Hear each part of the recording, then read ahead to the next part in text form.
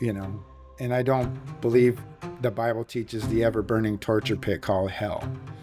But I believe that it was adapted and used so that people could have control over other So, people. do you believe in demonic forces then? I'm not sure. I've heard people tell stories. I have never seen a devil holding someone's puppet strings while they did something nefarious to someone else. And I would never let that be an excuse for the actions of, of the actions of the person who did the act. So, Well, what do you think about? I mean, when Jesus heals the man with the legion, the demon possession, and they go into the pigs. I don't know about that. What do you mean you don't know about No, it? I mean, I believe.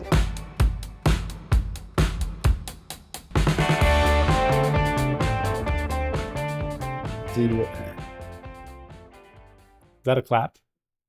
Sound a little more like you were trying to kill a fly Action. than a proper like slate clap. Oh, I'm sorry. I don't have a slate. I'm just using my hands. My old fingers, my fat fingers. We need a bigger budget around here Yeah. so we can get a $20 slate. How's it going, Don? Okay, Amos. Excited to be back? I think so. I'm always trepidatious. Scary being. Don't know what we're going to talk about, really. Talk about a lot of things, but Excited to have you back. thanks. I enjoy the conversations we have. Yeah, I do too. Likewise. I like listening to you. Listen, I like having someone else to talk to besides my wife too. It's like she must get tired of us. I'll be telling her stuff and like it's like nothing she hasn't heard for the past 30 years. You need a group of guys. I know.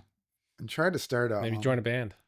I was thinking of about starting the Church of the Well-Regulated Militia. What does that look like? What does that? Well, the first thing you have to be in a well-regulated militia is well-regulated. So you'd have to figure out what that means, and you can't be a person who follows directions or, you have to be someone that's amenable to following directions, that's working towards a goal, having a you can't follow commonality of interest and the ability to, let's say, subordinate your ego for the outcome of if you're calling it a well-regulated militia, like if you're in a militia, you have a commander and you'd have to subordinate your ego in a voluntary kind of way, not in a military kind of way where, where you join the military and you get your head shaved and you become part of that kind of unit thing, which I'm not 100% sure that I agree with.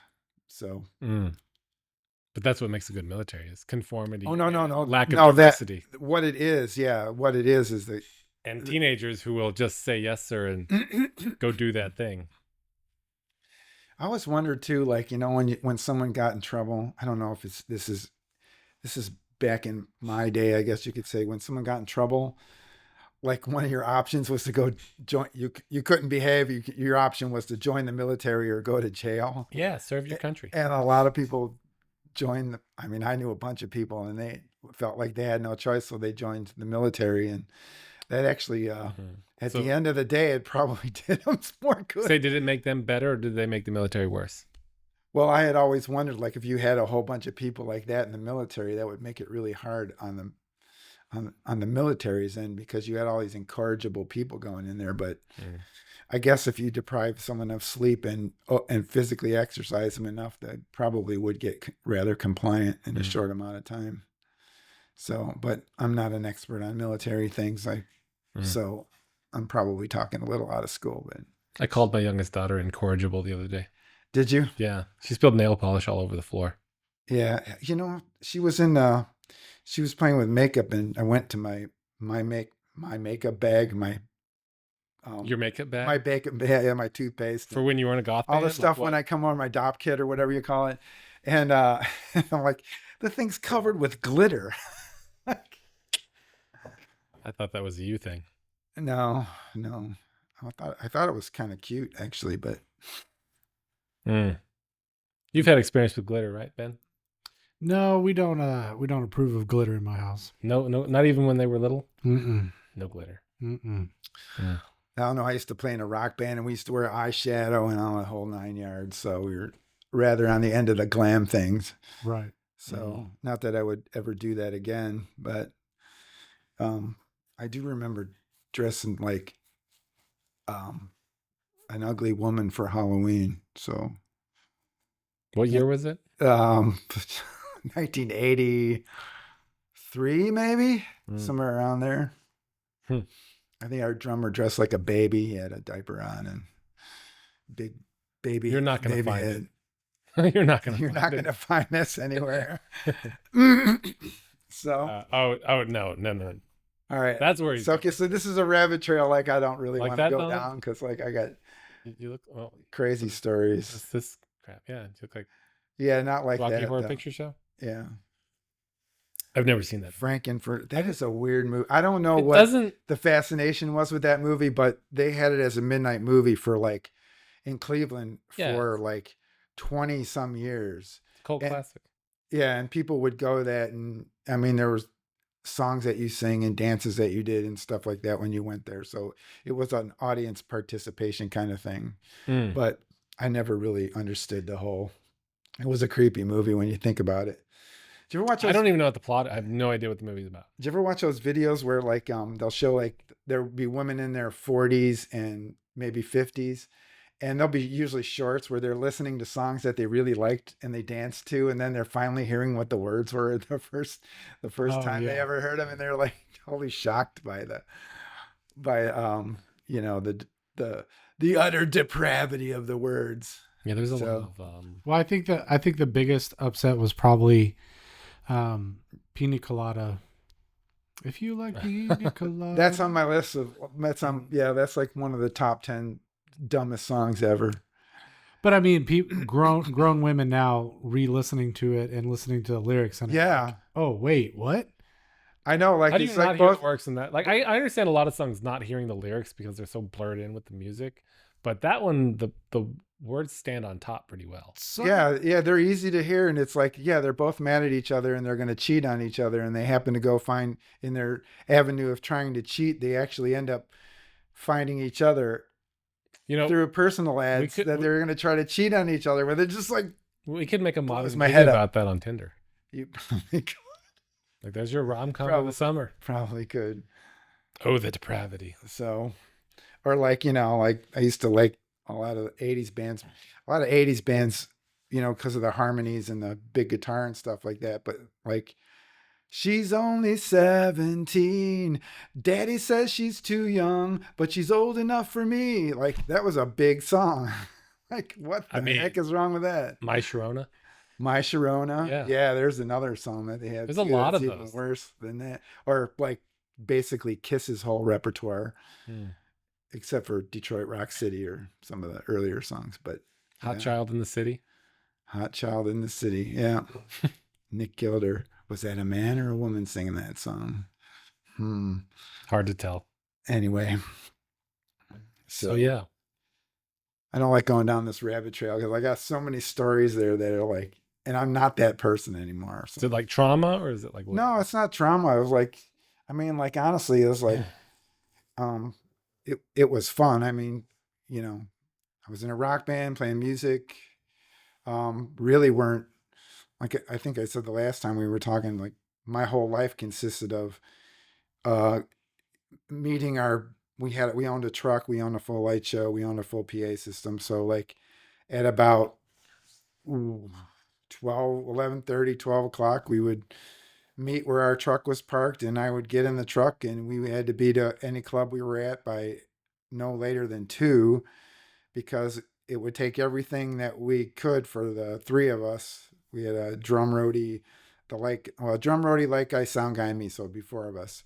And it would take everything that we could do to get everything set up by 7 o'clock sound check, and then you were only allowed to sound check from 7 to 7:30, and you were done until 10 o'clock when you started playing. So, and after 7:30, we'd go get something to eat, and then we'd go back to the club, you know, maybe smoke a doobie here or there, you know, and then just play music. But I mean, and then I'd get home at 3 o'clock in the morning.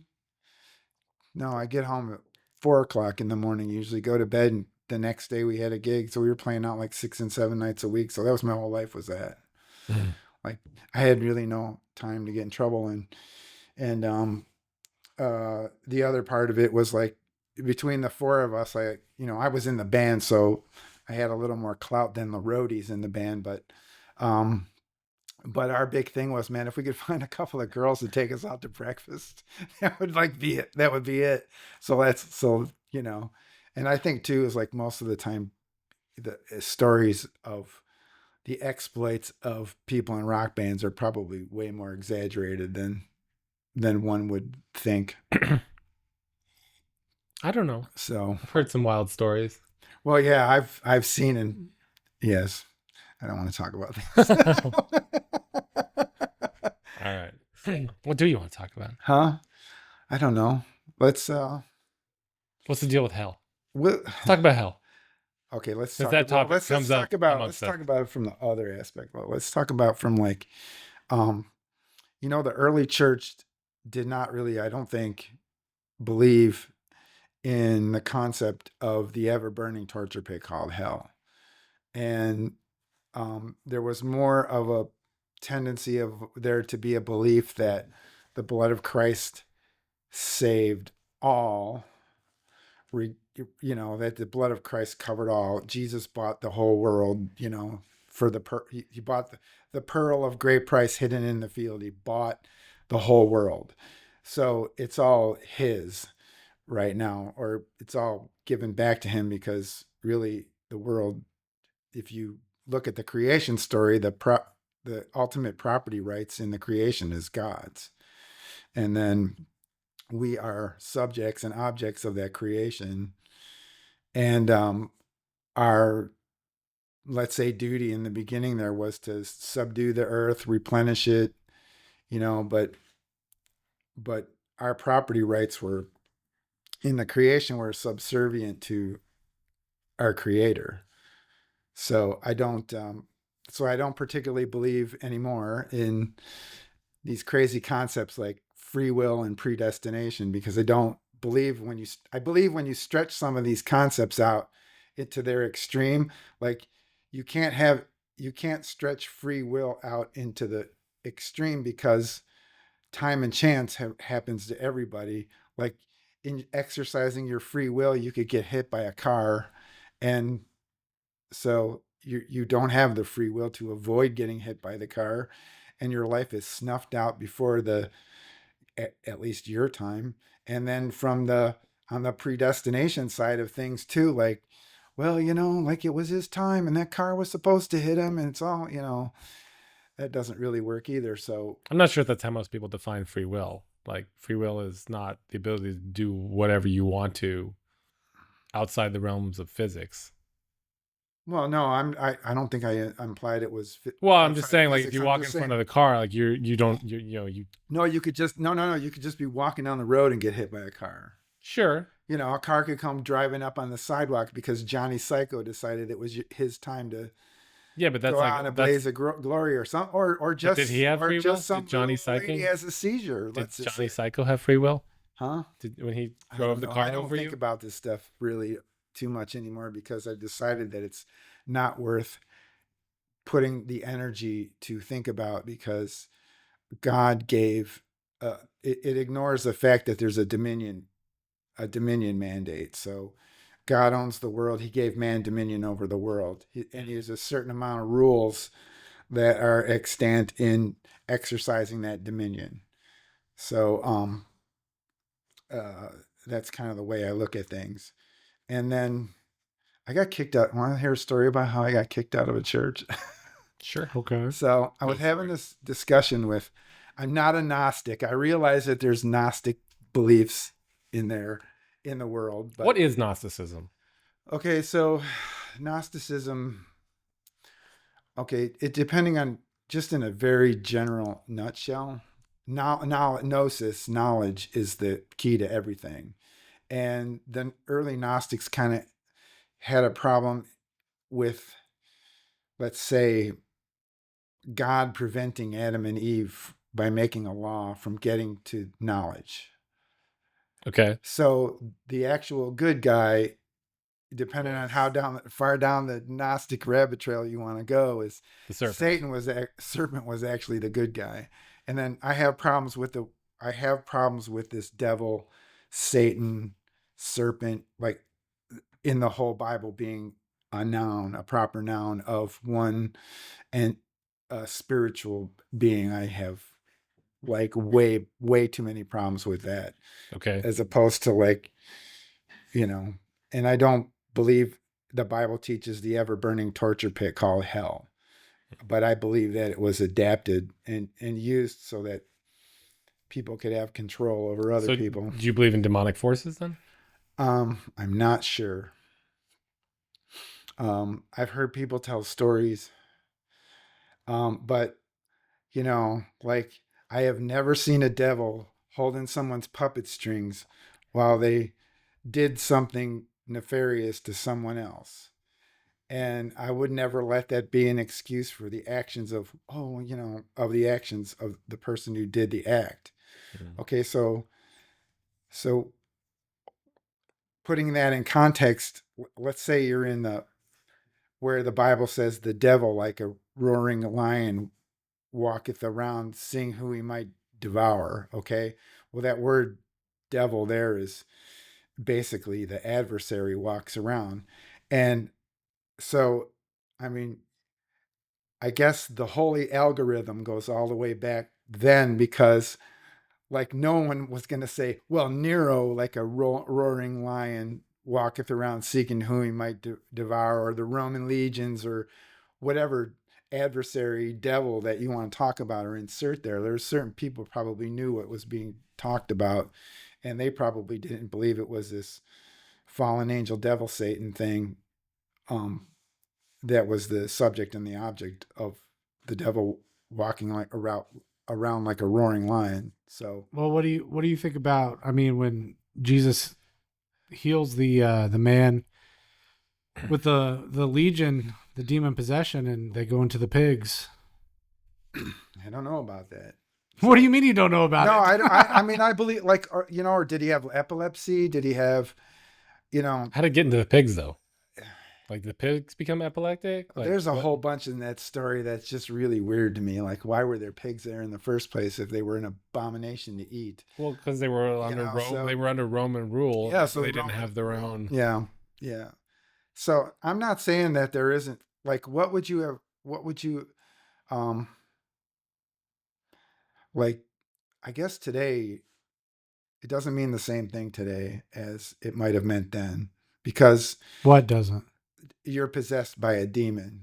Like, I know some flat out schizophrenic people walking around. Right. And there are one of them just died.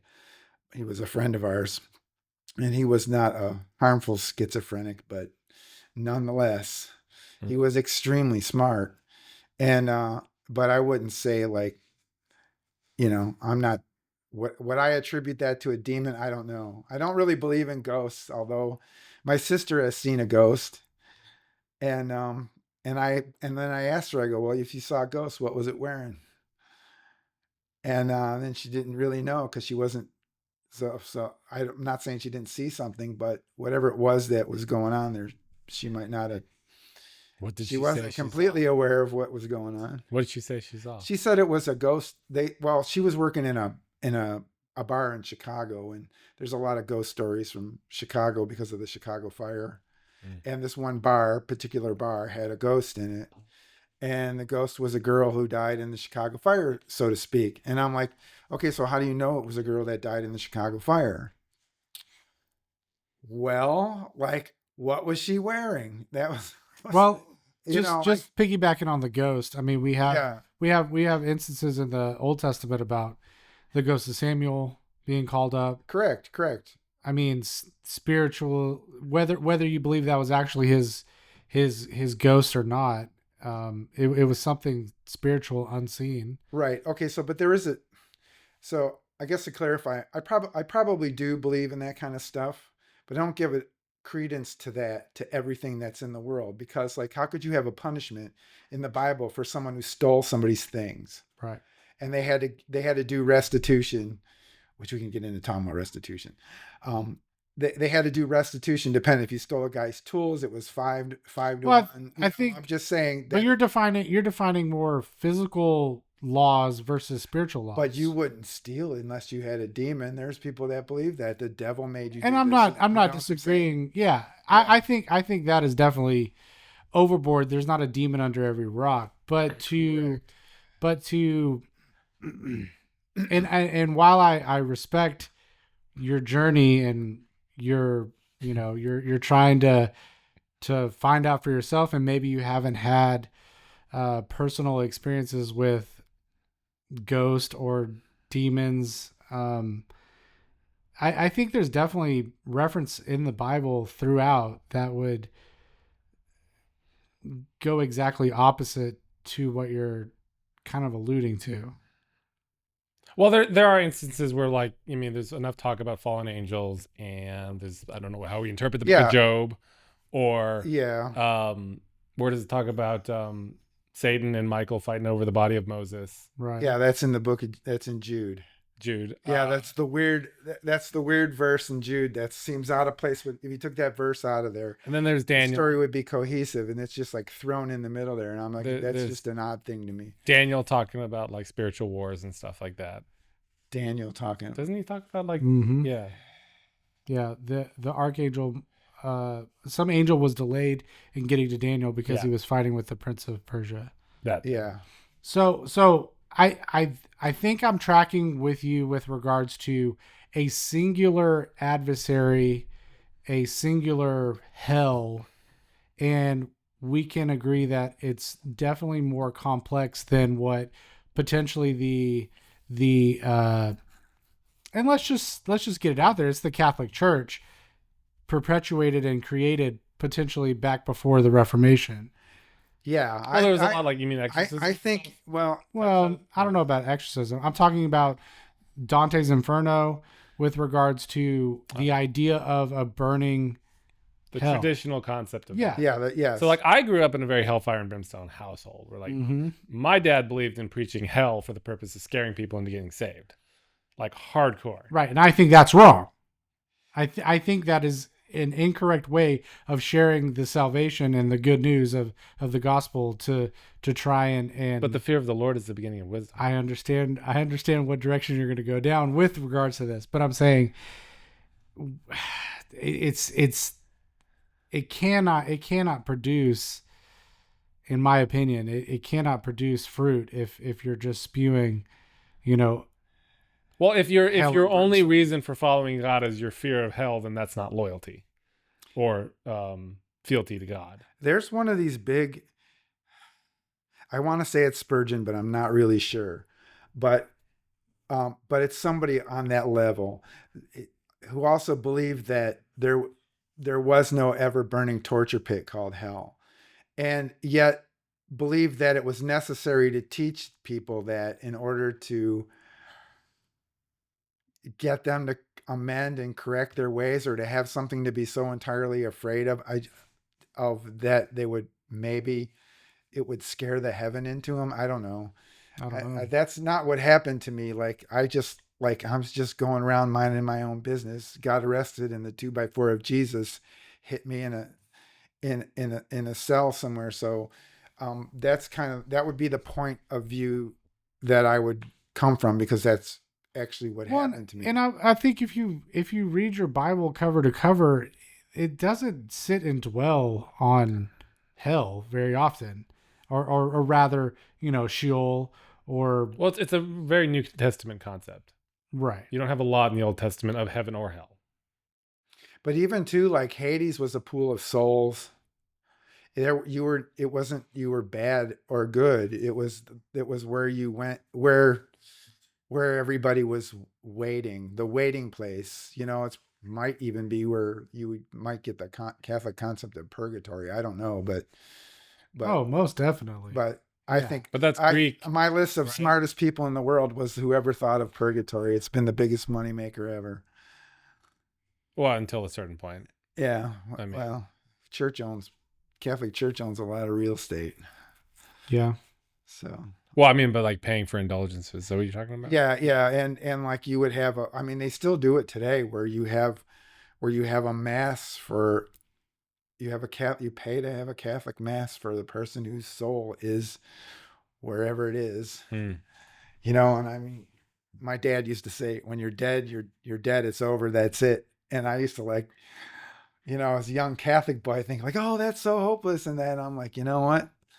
I don't know. I kind of think he wasn't too far off. I mean, like, because like if there's going to be a judgment at the end, let's say, a great white throne judgment, but the Bible talks of a first resurrection and a second resurrection, and uh, then there's many stripes and few stripes. So if you like, if by the very fact of you I was at one of my uncles died, and they were having a funeral service for him, and they had some Catholic priests come in there, and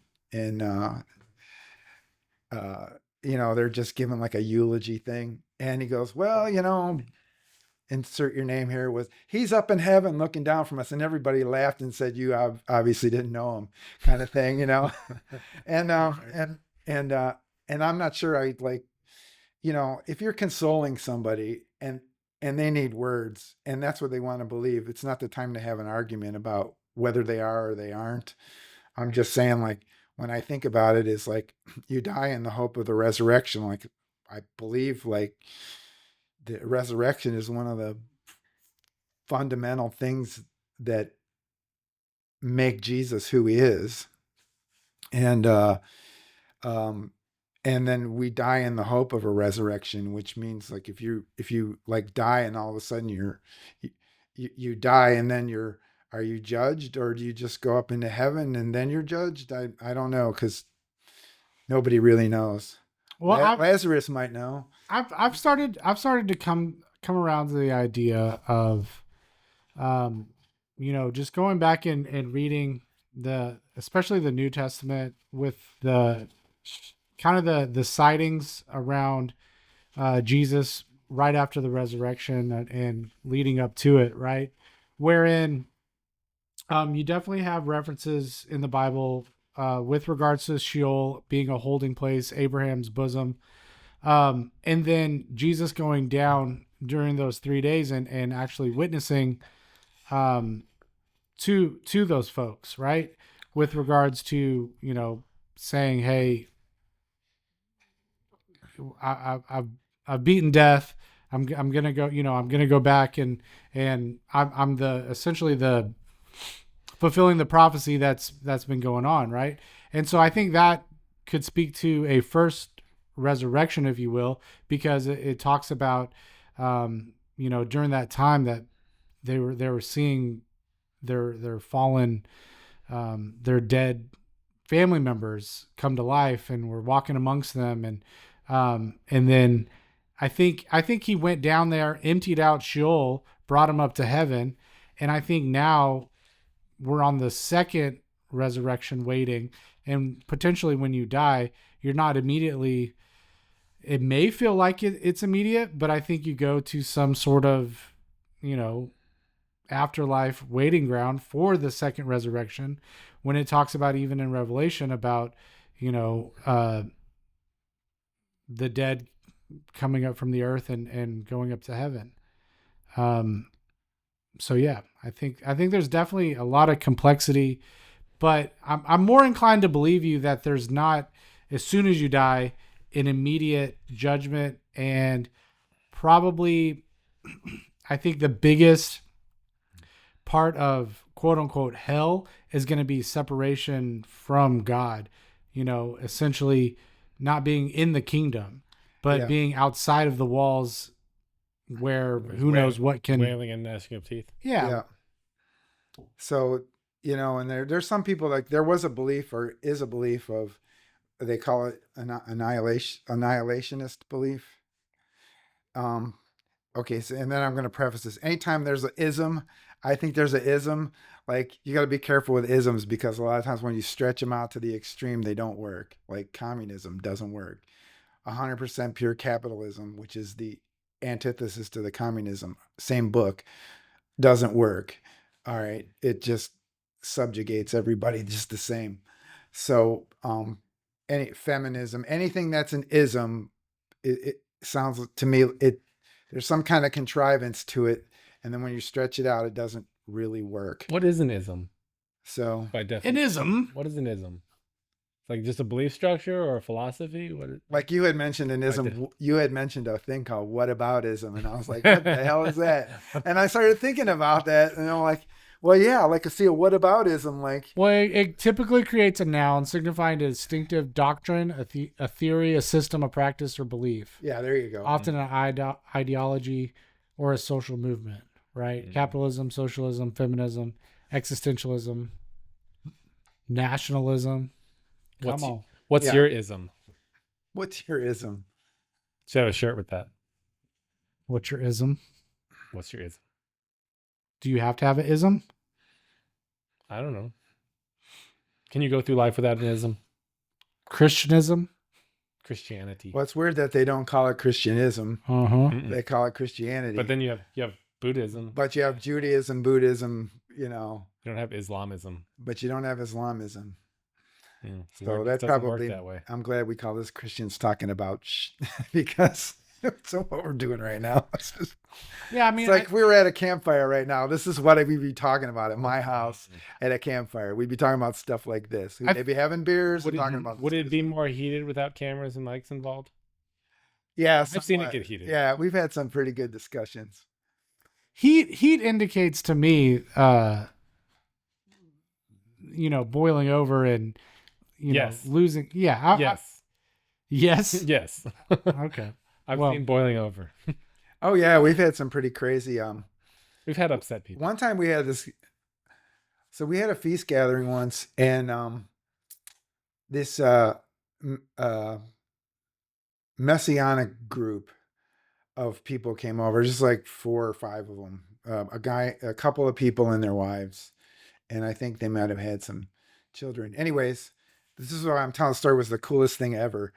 Like, so they were over there, and they were like, they kind of did not really completely believe that Jesus was the Messiah, for one thing. And You said they were messianic. I know they were messianic, but they had Jesus in a different place. Mm.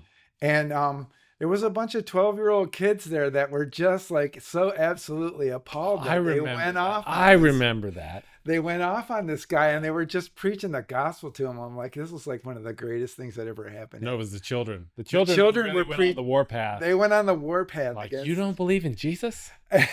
they were just, it was like the coolest thing ever. And they actually, I was like so impressed because let's say from a theological doctrine position, these 12-year-olds were definitely holding their own. Yeah, and then these folks who came over, they were like in their mid-20s, and like they felt young in this belief where they couldn't really hold up when you start throwing certain things at them. And I mean, at the end of the day, when you believe different things, you don't have the same foundation. You can't really debate anything. Like if you believe in Buddha debating a Christian, like there's really nothing to debate because you don't agree on the same foundation. Right. Yeah. So like an atheism versus creationism argument, it's like, I got no time for this stuff anymore. Like, Well, I'm just astonished though that they would call themselves. Messianic. okay, so Messianic. there's I a don't think bunch they of- were There's a messianic. bunch I of don't think people they that are they call themselves messianic, but they really want you to get it. To me, it reminds me of like when you read the New Testament and you're reading like Acts and you're reading Paul. There's like a couple of things if you keep in your mind, it makes the context of what Paul's saying sort of more understandable. One of them is in Acts. It says that the Jews came down and said, unless you kept the law of Moses, you could and get circumcised, you can no way be saved. Isn't it Galatians? Yes. Well, no, it was in Acts actually. Was it in Acts? Yeah. So Because he was having it out with Peter, right? yeah, and then the other thing I really believe Paul saw was the destruction of Jerusalem. He knew what was going on, and whether you believe that Paul wrote Hebrews or not, Hebrews is like you know, what does the word Hebrew mean? It's like colonizer or something like that. And it's a book about emigrating to the new covenant, as opposed to thinking that the temple and all that kind of stuff, which was just about to be destroyed, um, um, is like gonna save you, or things were gonna change, is what I'm really getting at. Is Mhm. I don't know what anybody was thinking there, but I would suppose that if you were teaching that you had to subscribe to the law of Moses and all that kind of stuff, that it would be a foregone conclusion that somehow your loyalty would be to a synagogue somewhere or the temple in Jerusalem, and I'm pretty sure Paul knew that that was going by the wayside. So, So when you say the law of Moses, what do you mean?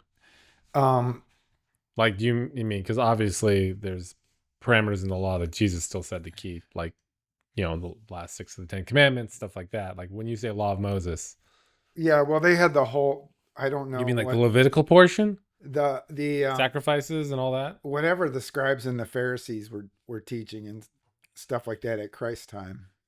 Hmm. You know, whatever that might be. I remember doing this study on the Pharisees, because a lot of the doctrine of the Pharisees came along with having to somehow modify and deal with the fact that they went into Babylon for that 70 years. And it seemed to me like the law, You mean like they had all of these laws and these traditions that you were to keep, that were forming a hedge around the 10 commandments, so that you would break their laws and have to pay for breaking their laws before you even touch the 10 commandments. So you never actually broke God's law. Yeah, probably not.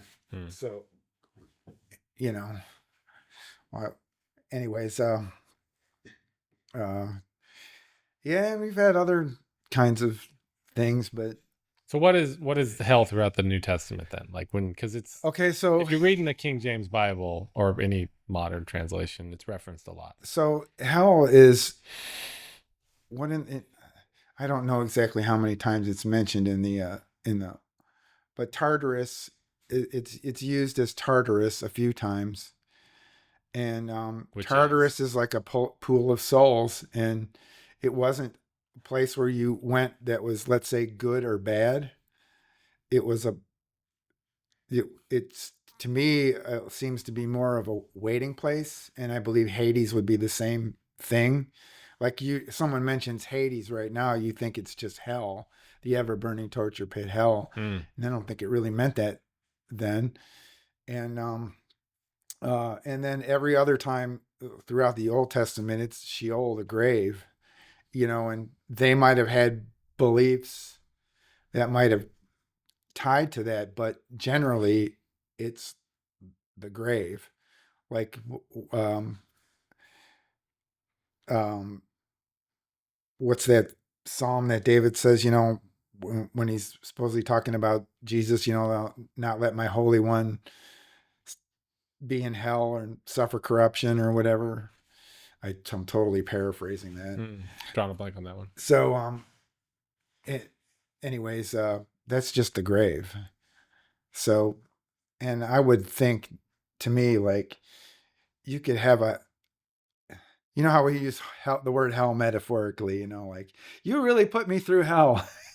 So, like, there's more of that going on in daily life than there is in the grave, where, like, you're in the grave, your body's there, you know, um, he could dig you up X amount of years later and your body's still there. So if you believe in a bodily resurrection, then your body's still there. New bodies. Yeah, well, that's kind of, I think we're going to have a different kind of body, in which case you got to wrap your head around a bunch of things there too. So, because there are some people, no, we're going to get back exactly the body we had when we went there. And then, like, then the other thing is like, when you get this body that's not subject to corruption anymore, like, I'm highly doubting that anything that happened on the earth at that time is really gonna matter, because you're living in a whole new paradigm, a whole new, first of all, you if you have an incorruptible body, like, what are you going to come in this incorruptible body, and then all of a sudden, like, um, you're gonna get this incorruptible body, and then with this incorruptible body, you're gonna go to the judgment seat,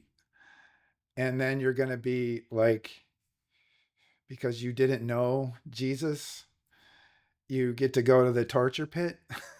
I don't. Well, I just can't wrap my head around it. let's take it. Well, kind of just following your path with regards to the body, the physical body, right? I mean, take it all the way back to the beginning. Genesis, he's talking about, let's create man in our image, right? There's something to our physical bodies that was at one point perfection that God created us. And You don't think we're spiritually in the image of God? Like it's our minds or our souls that are in the image of God rather than our bodies? why can't it be all three? It could be, but it just seems odd that You think I don't that know. you think that once Adam and Eve sinned, that a physical body is what may have been the punishment? Like those were the lambskins? Well, they're walking and talking with God in the garden, right? I mean, it was still a physical. It was where spiritual and physical met, right? So I think the same can be said with regards to the creation of our spirit and soul, can be said with regards to the physical body, right? That there is something to being, because we're very unique to Earth, right? There's no other creatures on Earth that are even close to us, right? I mean, evolutionists would say we killed them all. We got rid of everybody else who wasn't like us. Yeah, some Christians would also believe in a pre-Adamite race that potentially could be created in. I mean, he Well- did say to replenish the earth. Yeah. So what I'm getting at though is I think there is something to the physical body and getting new bodies. Although yes, I would like to think that my new body is gonna, be a fit 190 pound, whatever, right?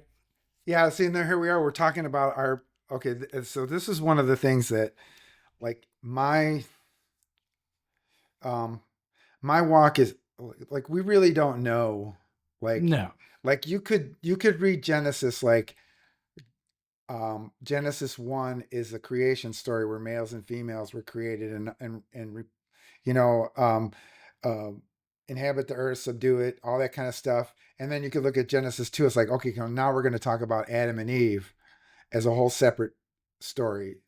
So that would be along a polygenesis line where God made all the peoples that God made and put them in all the places that God put them, and subject to whatever parameters that God had destined for them.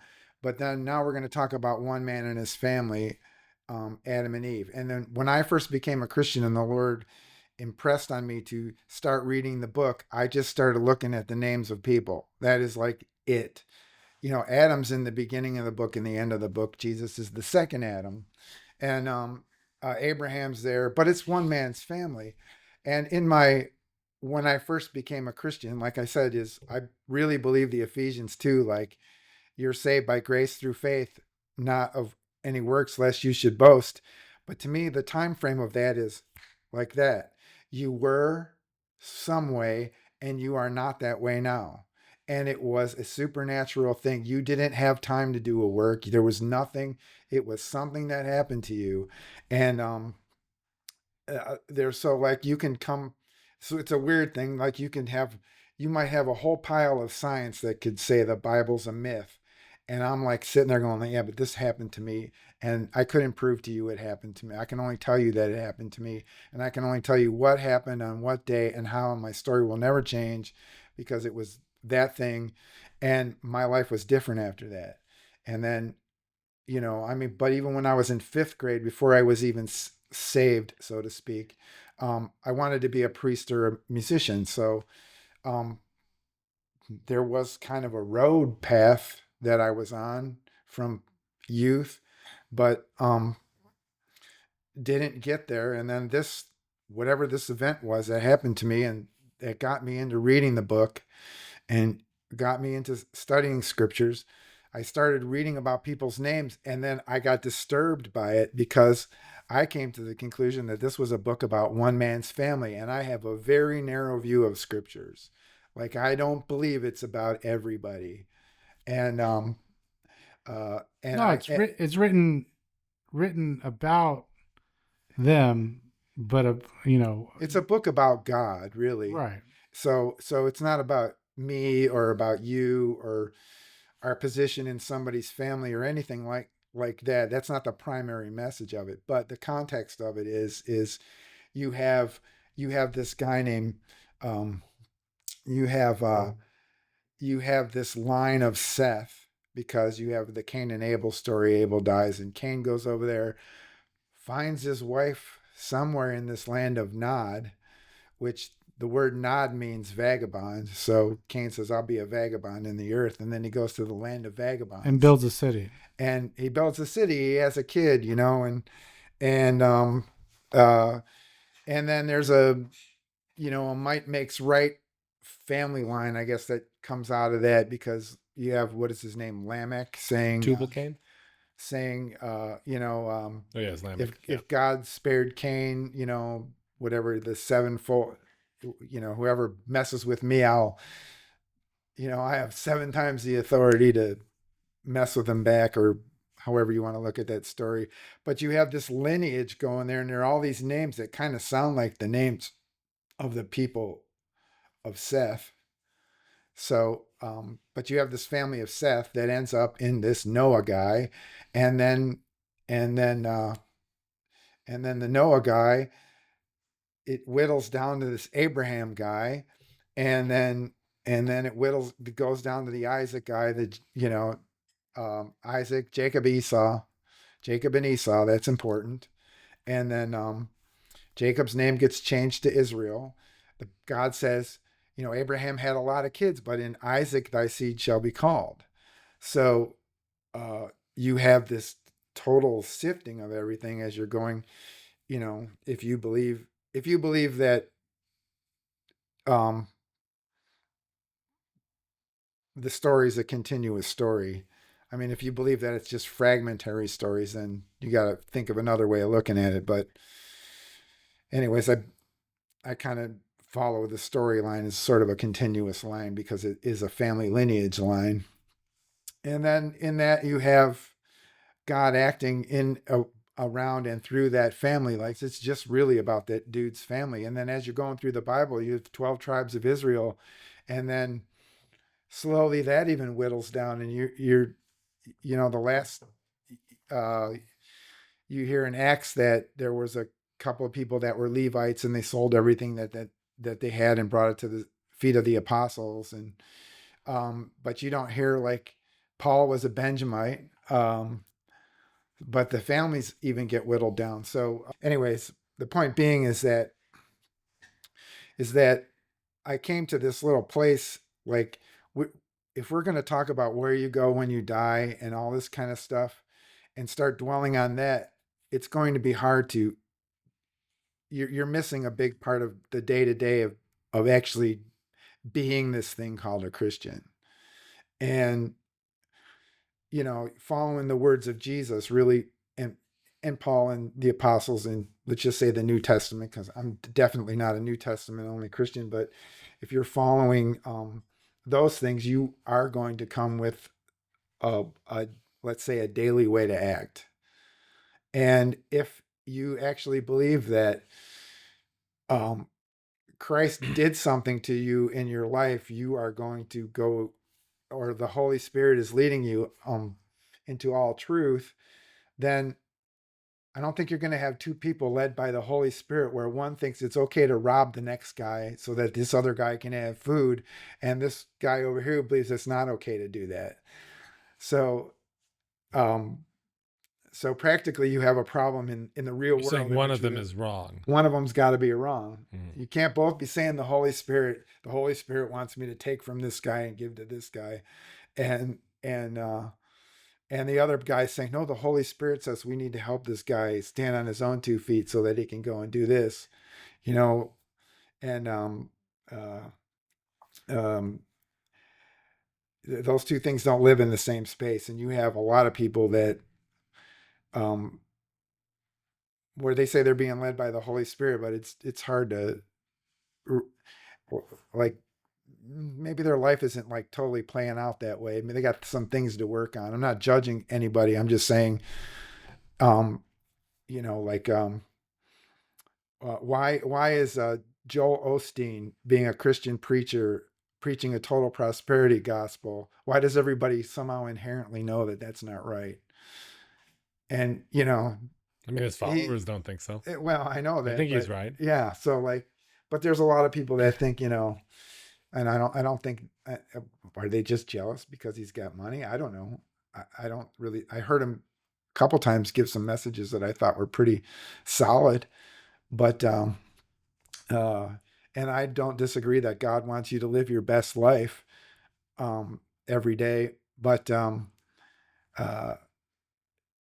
he wants you to live your best life in Christ.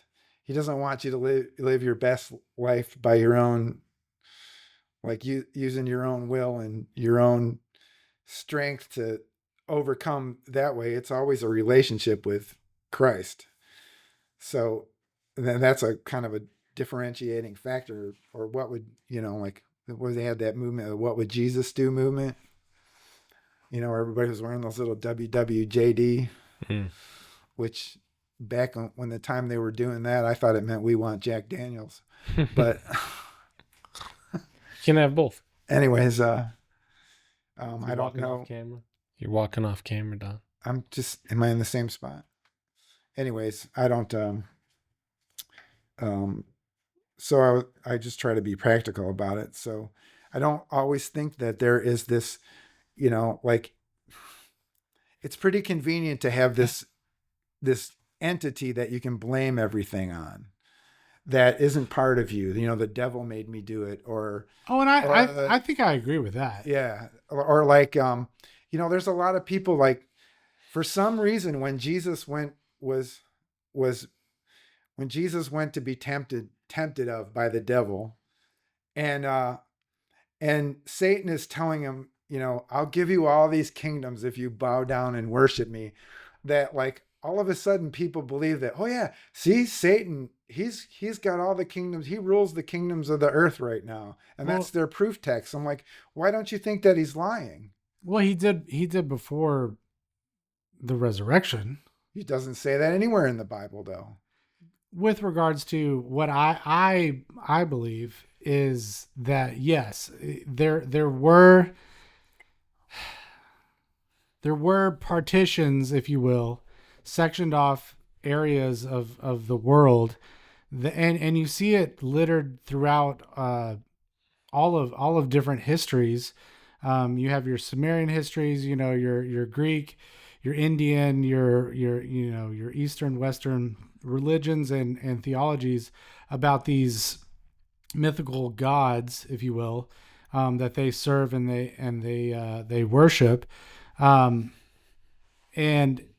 taking, a lot of insight from outside sources such as the Book of Enoch, which, if you want to go there, we can definitely go there. But I feel like, Amos had brought up the point of Daniel talking about the angel being delayed because he was at war with the Prince of Persia.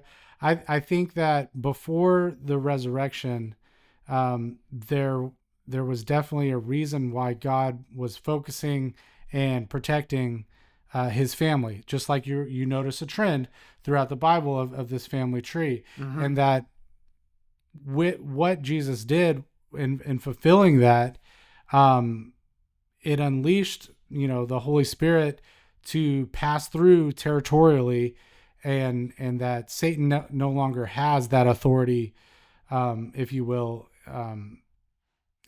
not necessarily even just Satan, but different principalities, different demigods, if you will, different fallen angels that may have rights to these people groups, to these different areas, and that's essentially what it boils down to, is an eternal war of good versus evil, of not even necessarily a singular evil, but it could be a collective evil entities that are coming against God's people. So then what would set apart our God, the God of Abraham, Isaac, and Jacob? What would set him apart from Zeus or anything like that? He created them. He is the ultimate creator. So do you think that like the fallen angels then are the little gods ruling all Correct. these other nations? Yeah. Like, not just say Nephilim who lived and died. No, I think that, and back to your example of Job, there's a council.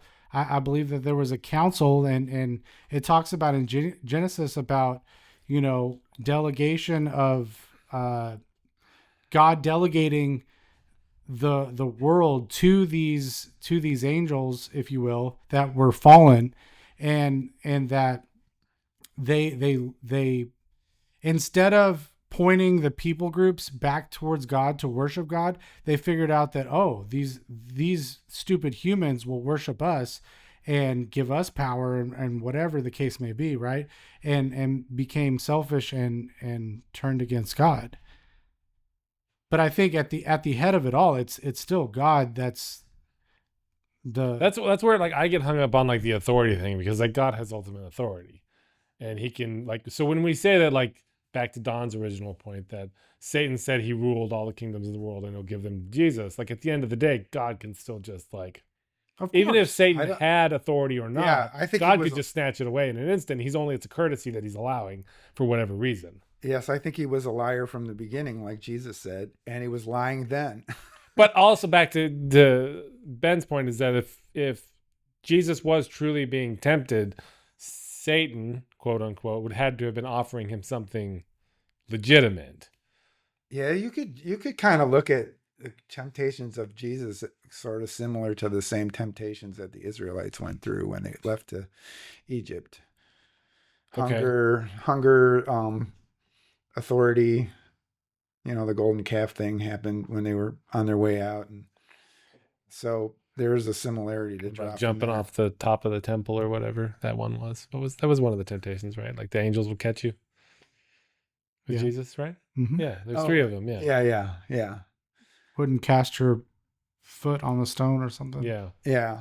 So I don't know. There's, I guess, like, I try to keep things when I read the Bible in the realm of earth as much as I can. So like if I'm reading Genesis, the Noah account, all right, and the sons of God saw the daughters of men. Well, like if you're in Luke and you're going through the genealogy, it says Adam was a son of God. So therefore, if Adam was a son of God, then Adam's descendants were sons of God. All right, and so Cain would have been a son of God, but he got this wife from over there, and so you're saying she wasn't maybe a son of God, and maybe she was a daughter of men. So what you're saying is when the sons, you can have this whole story, and you can try to keep that story on the earth. Noah was pure in his generations, so that word generations means, and I'm not getting into a racial thing at all, so just don't even go there. But no, I think it's boils down to a DNA. Generations, and then you have this Nephilim word, which doesn't appear very much in the Bible, and people make this huge thing out of it, and then they get fascinated with the book of Enoch, and they want to know all about these fallen angels. And Enoch isn't the only book. The Book of Jubilees, there's a whole bunch of books that have come across my path in this journey, but I just try to keep, like Noah did not mix with those people, and he kept himself pure in his generations. God decided he was going to save him. Everybody else evidently could corrupted themselves, and that's a story to wrestle with too, because God destroyed a whole bunch of people, right? And anyways, because they saw the daughters of men, they were fair and took wives unto them. And then they have this giants word, and I don't think giants and Nephilim are the same word. Or if it says there were Nephilim isn't in the earth, and that it says afterwards when the sons of God came into the daughters of men. So we've got a bunch of different parties there. There's just not two parties where there's sons of God. No, I don't. There's like, to me, 3 or 4 parties right there. And Which I and think would lend to the idea of these spiritual beings that are heads over these other people groups. and then you have it said there were men of renown, and what was the other word in there? They were important people in the earth, men of renown. Stories were written about them, sagas were written about them, whatever. And uh, so that's just a whole nutshell of a little bit of a story there. And it doesn't necessarily mean that there were these angelic people who had these demigod children that became rulers or things over the earth, because it just takes everything out of a human realm of, and it makes us these little creatures. These, have you ever Oh no, have you ever read the I think story of Odysseus? I think if anything, it's the exact opposite, and it's telling the story of the initial intent of what God had planned for us in the garden, is to be ruling over this earth, and we fell. And it's, if anything, it's a story leading us back to reclaiming as a child of God in that family, being grafted into that family to reclaim that in order to have dominion again. Okay, so I don't think the grafted in story has anything to do with the Noah story at all. I think that's an Israel story. So, because Paul's talking about you were a wild olive tree, and grafted into a root. What was the root? The root was who? Like the original Israelites. The I don't know. So it's I don't think the two stories are related, is what I'm saying. If that makes any sense. I don't think that being grafted in has anything to do with the Noah story, is what I'm saying. The Noah story is a totally different thing. I just think they're, The other thing with like that whole section of the Bible is it's 11 chapters, and Oh yeah. a lot of history is covered, and I mean, you don't really know what was going on fully. So, right. and then, like, I don't fully buy the Book of Enoch. Like, I was having trouble buying aspects of that. To me, it feels like a lot of stuff was written. If I was to be highly skeptical about it, it feels like things that were written after the fact in order to support ideologies that people held about the fallen angels and everything, more so than it felt like when I read Jasher, it's like, okay, this feels pretty legit. There's some weird stuff in there, but it feels pretty legit. It was in keeping with the rest of the Bible. When I read the Book of Mormon, it feels not so legit. And I kind of like, so yeah, maybe I'd hit Enoch again, but I just wasn't quite jiving with me. so yeah. And I think I take a different approach, because as a Christian since I was born, really, I mean, yeah, I professed my faith at a young age and got baptized at a young age, and it's obviously a journey. If anything, for me personally, it adds a lot more context and depth in what I'm reading, especially when you go back and read the Old Testament, and reading stories about Goliath and giants and Raphaim and Nephilim. Yeah. So, and then you fast forward to modern day, you have, the 7 wonders of the world, including the pyramids and how these were built. And I think it definitely lends to, in my opinion, making more sense than not. But once again, yeah. Right. But as a Christian, and this is kind of the point, is why, like, if I had my theology if I had a theology, my theology would be practical Christianity. So like, I'm not going to steal from you. My being does not allow me to steal. It does not allow me to contemplate theft. And to the point where, not even to be tempted, it really, what? Not even to be tempted, or well, it doesn't allow us to contemplate theft in the practical sense of how Christianity works. That's where my head is, and then I have to be absolutely certain that if you're a Christian, that you have the same mindset, like you're not going to steal from me. You're not hanging around with me because you're interested in my wife. You're not hanging around with me because I got things. And I'm not hanging around with you because I want to show you all the things I have. You know, lord something over you. That's not how it is. It's like we're two equals we have a certain common factors as Christians, and in the practical sense of things. So when I'm out looking for a job, looking for jobs to do, and like somewhere, like I have a resume of completed projects that I could rely on, but I always tell people, I said, look, I try to live by the 10 Commandments, and I'm not going to steal from you. My interest in working for you is, like, first of all, is Colossians. Like, you work for the Lord first. That it's that kind of concept that I have. Like, do all your work. What's 3:25? Colossians 3:25 is um, like you're supposed to do all your work like as you're working for the Lord. So you're not doing a job to try to rip somebody off or something like that. And most people are most sensitive to things like theft and lying.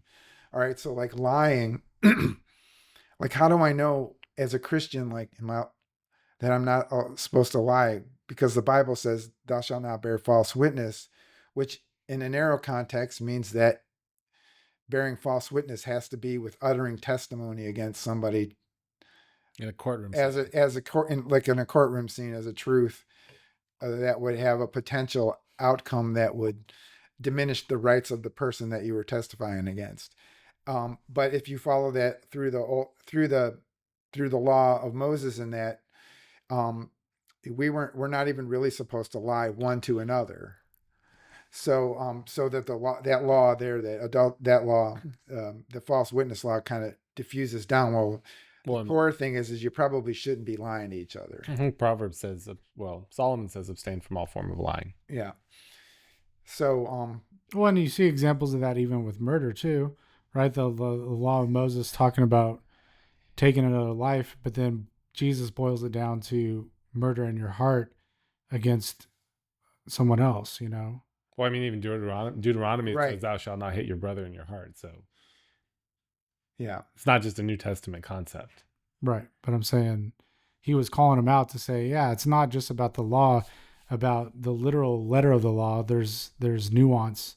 Well, it's not about whether you broke the law specifically. It's where the root of that lies, which is in your heart. Yeah. Some people say that Jesus amplified the law and he made thought crimes, but God is not things come out of your heart, but God, you're never held. There's nowhere in the law of God that you would be held liable for a thought crime. It just doesn't go like coveting. Okay. What is the punishment for coveting? There's not in the Bible. There isn't a punishment. No, there's not. All right. And coveting is a thought thing. The same thing with, like, what is the punishment for breaking the first commandment in the law? Because you really didn't get punished for anything unless you committed blasphemy. So, well, if you had another god before, if you had another, so idolatry, right? And then there's a lot of things which was a death penalty. Don't marry those people because they have other gods, and you'll get drawn into that thing, and then that would offend the first commandment. But you didn't have too many commandments where the people decided that, oh, you're breaking the first commandment, we're just going to stone you. We don't have any case example. Yeah, exactly. But also, that's my point is, the thing is, Israel never really followed the law well anyway. Like, you have a tiny period with Joshua under Moses, and then Joshua, and then you have Josiah, maybe. But even like when you hear them say, like, they didn't keep the feasts like this since the time of Joshua, in the time of Josiah, that means like all through David, everyone, they weren't keeping the feasts according to the book of the law then either. So yeah, and that's a weird story too, because Josiah, like that feast, like I always ask people this question, like, was that a good feast or a bad feast when they kept that feast? I don't know what well, most people will say, oh yeah, Josiah restored the law and it was the best feast ever. That's usually what they'll say. I'm like, okay, well, in the meantime, they're destroying all of these groves and all of these places they're breaking down idols and they're doing all this kind of stuff. And there's a huge economy that's going on behind that. So Josiah was the Wreck-It Ralph of the false god of the false god economy of the Israelites there. I got to think that that was the most contentious feast that they ever had because, they had whatever it was that they worshiped because they worshiped the Asherah and they. So you're saying the people who still wanted the worship were, Well, I think. or are you I think saying you it can sounded gather like when they went into Babylon, they blamed Josiah for getting rid of all of that other, for doing away with that stuff. They thought that made somewhat. how close was Josiah to Babylon? Was that 2 generations? No, not that long. Wasn't his grandson? No, because you had, I remember the exact genealogy. I mean, it was close to Babylon. It's close, and but he was dead when they went in. I mean, he wasn't the king that they went into. I mean, Exactly. that was Jehoiakim, and then right. Zedekiah was the last king. yeah. So, anyways, I just think it's like we hear things, we hear Bible stories and stuff like that, and then we get these pictures in our mind, and then paint this picture of something that maybe that wasn't really that way. So, like Josiah found a book of the law. Like, where did he find? Where was it? Like, did this place have little cracks or something like that? Where they? Yeah, he says he found a book of the law. I mean, it's supposed to be like in the side of the ark. Yeah, Was but where by that time, but he shouldn't have been in there because he wasn't a high priest. yeah. So someone else threw this. Like Aaron's rod that budded is got remarkably similar to the Asherah pole. There's a lot of similarities. It's just similar. So, and then they ended up worshiping Asherah too, which was a consort of. There was also the pole with the snake on it too. That it's another weird story in the Bible too. Moses made and then got destroyed. Yeah, they ended up destroying that because it became an idol. It became an idol, right? Sorry. So, I don't know. So back to go ahead, huh? Where are we gonna go? I was gonna say back to the hell topic. Oh, okay. So I just don't. But okay. Here's my question: is then what happens to bad people when they die? "Quote unquote" bad people. Put some quotes around that. I have no idea. That I try. I don't really think about that too much, but I just like if you're reading the Bible from a practical standpoint, it's very hard to find that torture pit without having the idea already been planted in your mind from somewhere else. So like where your worm dieth not, or Gehenna, that's the other word, the garbage dump with the ever burning fire. So, okay. So actually in Ohio, there is a city called Gehenna, and that city of Gehenna has the Columbus garbage dump there. And it has one of those little natural gas fires that comes out that hasn't stopped burning from the day that they built the thing. So I always get a kind of an ironic kick out of that because there is a fire in Gehenna, and that in and of itself doesn't tell you that that it's not really defining a place. It's talking about a state of being or something like that. For a while I thought about with the annihilationist standpoint of you're just not going to be. What about fear not him who can destroy the body, but him who can destroy the body and the soul? Right. So yeah, well, what does that mean? Yeah, what do you do with that though? Well, I would assume like you cease, destruction of the soul sounds like your soul ceasing to exist. Yeah. That's what it sounds like. Yeah, I don't know. Anyways, I just look at it too. It's like, okay, so God says God blinds people. God raises up. Okay, so like, let's go to the Abraham story. God promises Abraham this land, and he says it's going to happen in 400 years. All right, because when he does the covenant with Abraham, know this of a surety, your people are going to be in bondage for 400 years and then I'm going to bring them out. Because why? What was the only reason that he gave? It was because the iniquity of the Amorites was not yet full. Whatever it was that they did, it wasn't filled up. Mm. So there's a time clock running. So like, okay, so now you have a bunch of So hold on. Do you know the history of the Amorites? And I mean, like the tie-ins with that? I mean, You mean the worship of Moloch, or what are you talking about? yeah, I mean, Yeah, the child sacrifice. yeah. child sacrifice, and They hadn't sacrificed enough children yet, I guess. is that what it was? Well, I I don't don't know. know. Wasn't full. I don't know. What does could that it mean? What could it mean? Yeah, because if they were doing child sacrifice, like, well, then they were also descendants of Cain. I believe. Canaan. No, Ham's son, Canaan. Ham's son Canaan. Okay, Yeah. so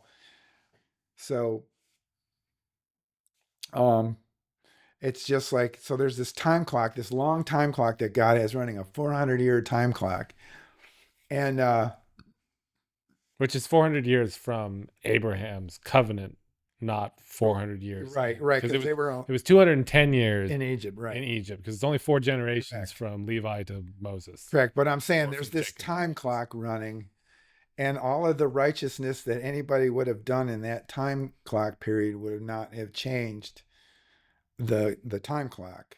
So Well, we don't know that. I mean, the Nineveh story would imply that consequences and punishments can change. Where he's like, he goes to Nineveh. oh yeah, destroy the city in 40 Nineveh days. story, right? The Nineveh They story, repent. yeah, yes, exactly. And God So- doesn't destroy the city. right. So So the Amorites could have repented. They didn't. yeah, they could have, and they didn't. Meanwhile, in Egypt, you have people laboring under bondage, and I gotta think like, I mean, like, why do people like if you had an opportunity to get out and go anywhere but there because the bondage was so hard? I gotta think that there was a ton of people that would have left. I mean, I think it got And we hard. don't have Toward, them in it got that- hard toward the end. Like they went through periods where it was things were still probably more decent than we make it out to be in the Ten Commandments at times. Yeah, Like Goshen was a nice place. right. So Like it was right in the Delta. So maybe some of those Israelites decided they had enough right there, and then before they got thrust out of Egypt, they decided they were going to leave early. And where'd they go? Let's just say they went to. So I think some people think it's like the Greeks and the Spartans. Yeah. Came from Okay. So like break that's away. another story I have in my. Who were the Lacedaemonians? And because in the book of Maccabees, they wrote a letter to the Lacedaemonians, who were the Spartans, and said, "Ye are our brethren. You need to come and help us fight against." Was it the Greeks? And So the Maccabees, yeah, I think it was in Maccabees. the Romans. Wasn't the Maccabees the Romans? The Maccabees brought in the Romans, Oh, so that's why I think the Maccabees is in the Apocrypha, is because that statue of Daniel thing, that transition point is telling you who brought the Romans in, and it was the Maccabeans that brought the Romans in. And the Greeks were occupying at that time, and they got displaced by the Romans. So anyways,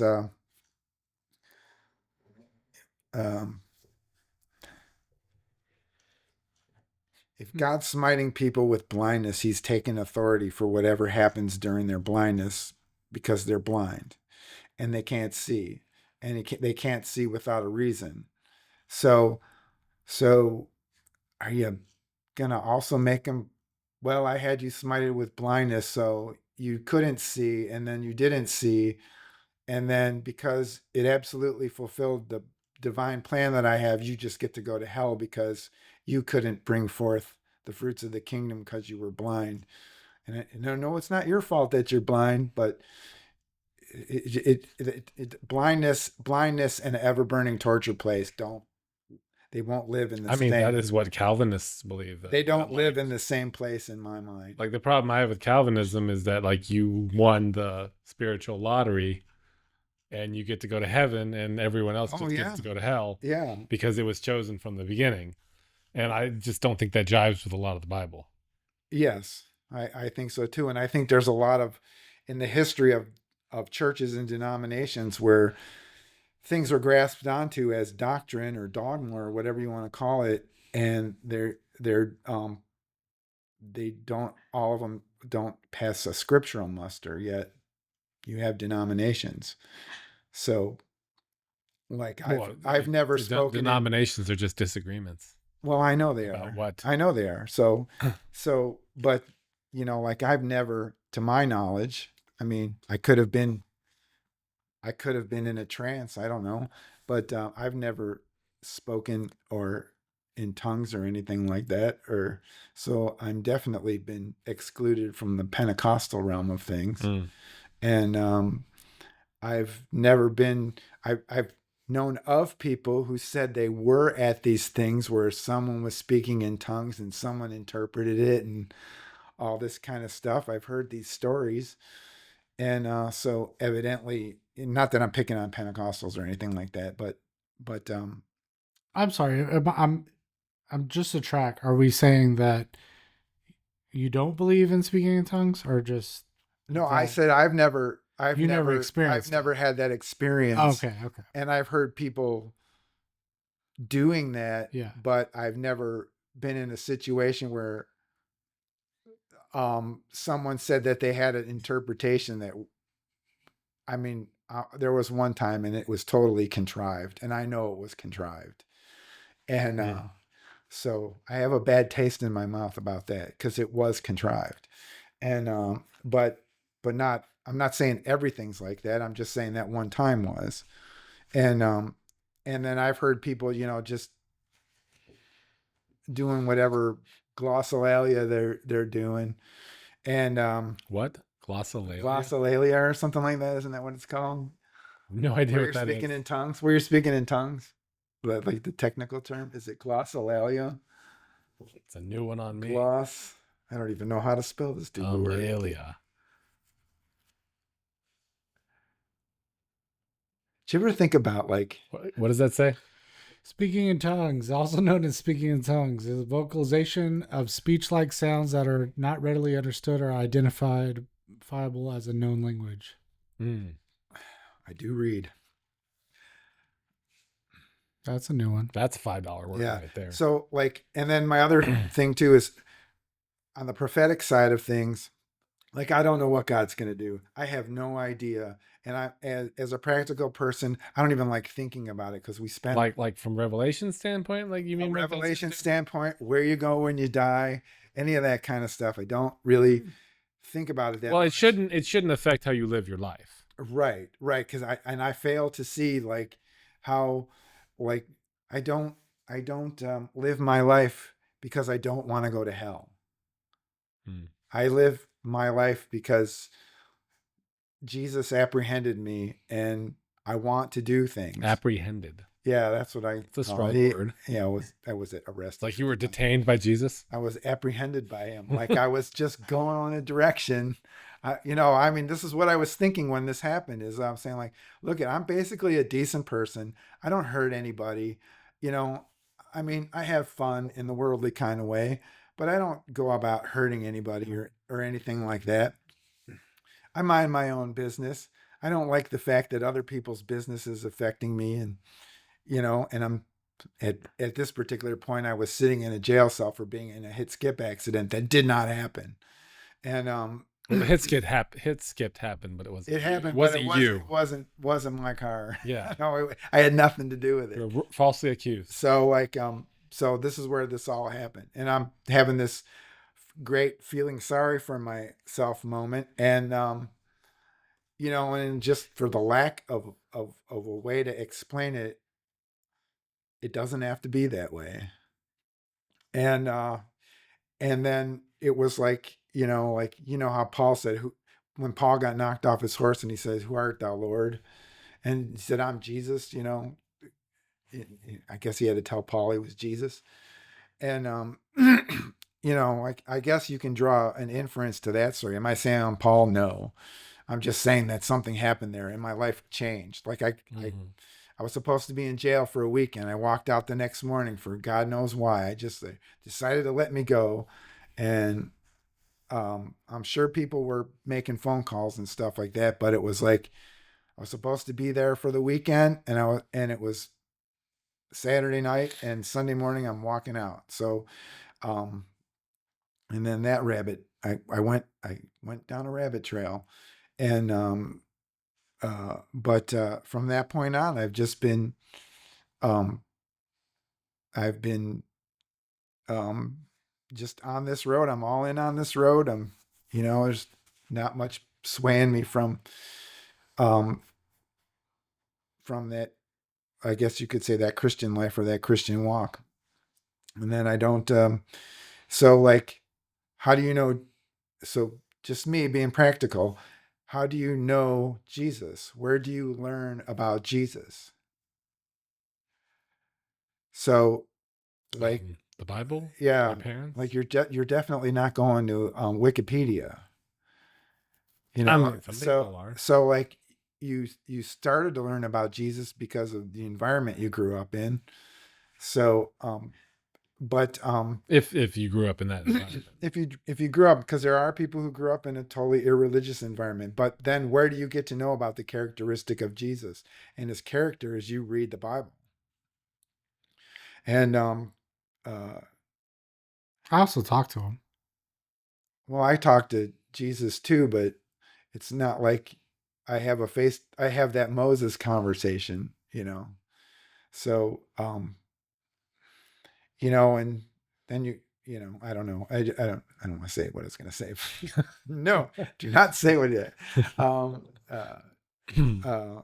but you learn in scriptures who Jesus was. Okay, so then you read the words of Jesus. You're reading about Jesus' life. You're reading about the narratives of Matthew, Mark, Luke, and John, the gospel message.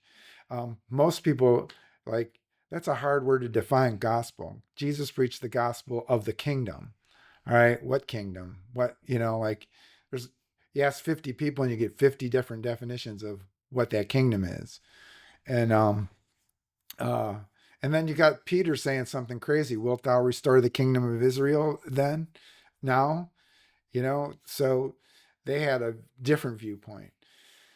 But you read the Bible and that's how you learn about Jesus. And then you're like, Jesus is speaking these words, and where did Jesus get these words from? Well, Jesus is talking a lot out of the book of Isaiah. So are you going to read? I mean, I go to the book of Isaiah. I started reading about all these people that, where did Jesus come from? Who was his family? What was his lineage? All that kind of stuff. So the only place you're going to find that is in the Bible. And if Jesus says, well, the commandments, do not steal, do not commit adultery. And this guy says, well, I've kept them my whole life. And then all of a sudden you get this, well, Jesus loved him. And he says, oh, one thing thou lack is sell all you have and come follow me kind of thing.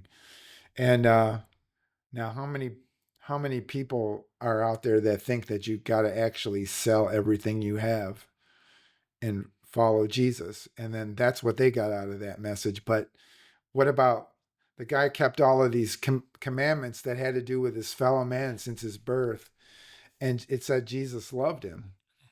So he also asked what must you do for eternal life? That was the answer that Jesus gave. Yes. They say if you will be perfect, sell all you have and follow. Yeah. Me. So, and that would be that word perfect. That's another word. Perfect most of the time means complete. Doesn't mean what we mean by perfect. I don't think it does either, because we're told to be perfect as your Father in heaven is perfect. Right. Which I don't think God gives commands, or Jesus gave commands that we can't follow. Exactly. So when Jesus says resist the devil, I guess I'm getting to this. When Jesus says resist the devil and he'll flee from you, that means that you have the ability and the authority to resist the devil and he'll flee from you. What is the devil there? Adversary. It is adversary. Resist the adversary and he'll flee from you. Okay, so like... Yeah, but who's the adversary then?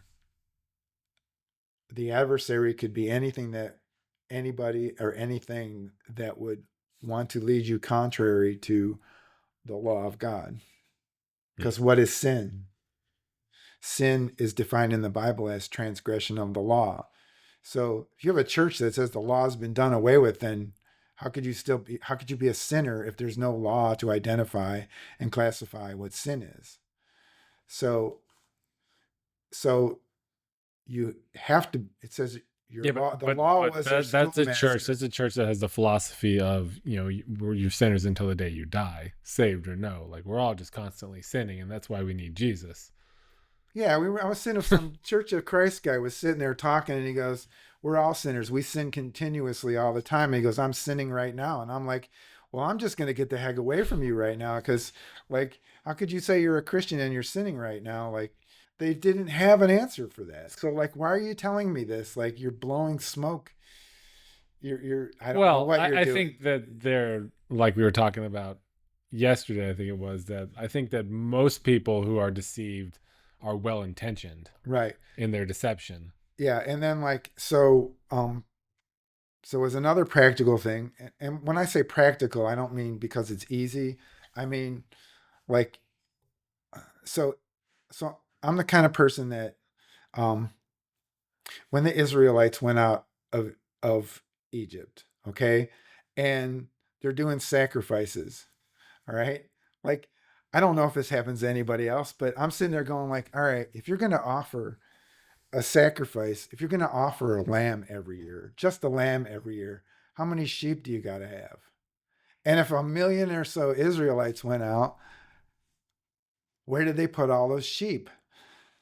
Because you're going to have to come up with a lamb without blemish. You're going to, there's just like so much going on there. And if you're going to offer bulls and goats and turtle doves and sheep for sacrifices, what kind of cattle do you have to have? You're going to have some kind of economy that propagates these kind of things, that because you're going to be sacrificing them, because like it just seems to me like when you're reading a story that they sacrificed 700 bulls, because and the people ate a lot of this stuff. Well, yeah, I mean, like, unless it was a they burnt ate it. offering, then it got Yeah, consumed. yeah. So, but in order to eat that stuff, you have to have it. So, like, I'm just saying, like, so how much area were they covering at the time they were moving and all this kind of stuff? And I think about things like that. And um, so so from a practical standpoint, or how about the Noah story? Like, where did he get the keel for that boat from? Keel. The keel for the boat. We just needed a lot of weight on the bottom. But what held all the wood together on the boat? Like, if the boat is like like the the largest boat that man has ever made was a cargo ship, and I don't think it even lasted 14 months, and the sea broke it apart, and it was as long as, or almost as long as, the ark from point to point, and it was just a cargo ship, and it broke apart, and I think 27 souls on it died or something like that. I don't remember the name of it. It's real easy to look up. Um, but because I'm Well, sitting the there ark going, didn't like, have to. well, like, you couldn't cut a keel, What did? like where the wood of the side of the ships goes and has to join together. Like, You that- could if you had ancient technology. okay, Hey, you had yeah, giants in yeah, Bethlehem right, helping. right. If you had a Jewish space laser, What? uh,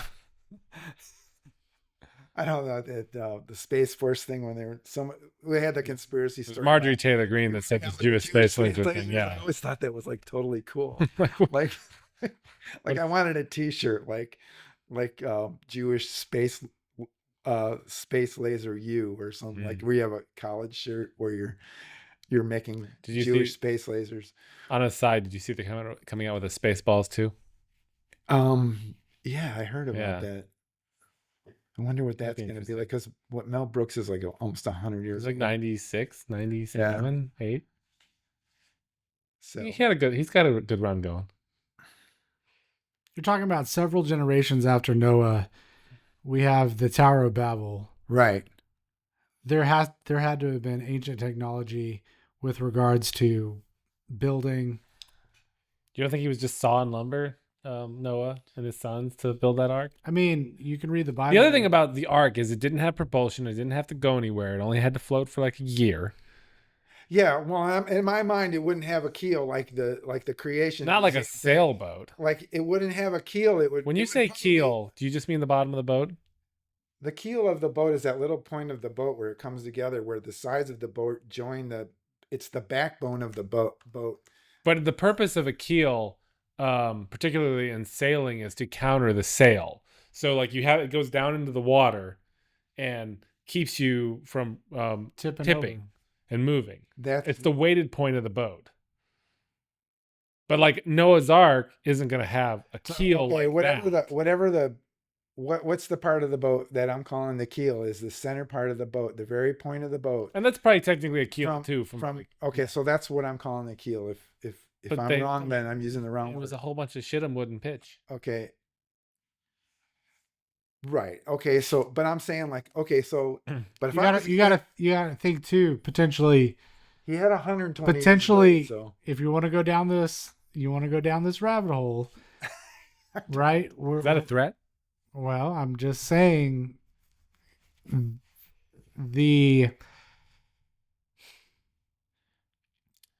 we're talking about potential for larger trees, larger fauna before the flood. You think? Yeah, You think like the whole Yeah. Devil's Towers out in Arizona where they were trees and okay. So I don't know like- about that one. So like so yeah, but you didn't have a Noah that was like 15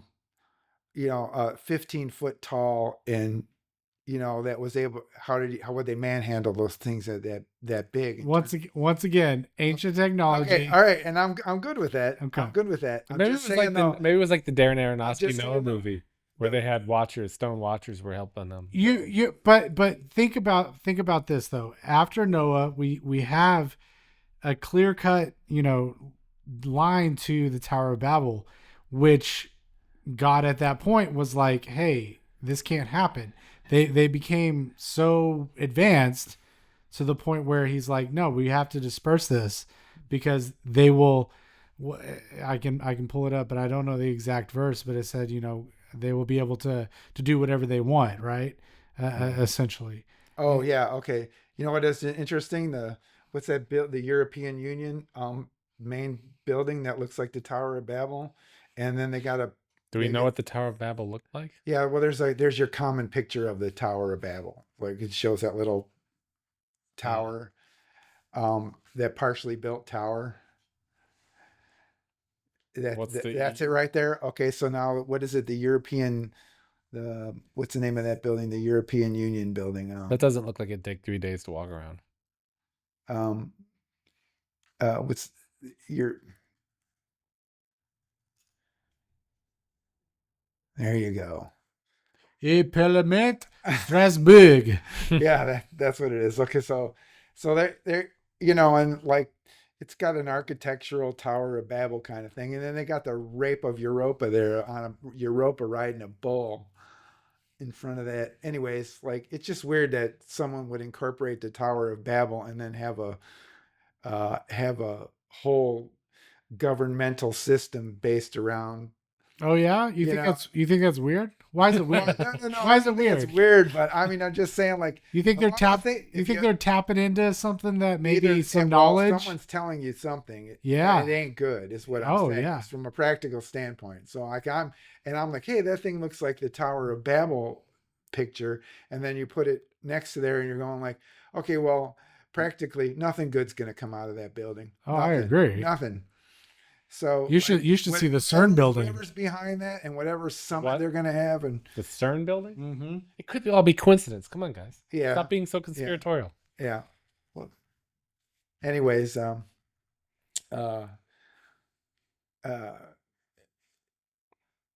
that looks Hindu or Indian in nature. Yeah, this is a statue of Shiva in front of the CERN building.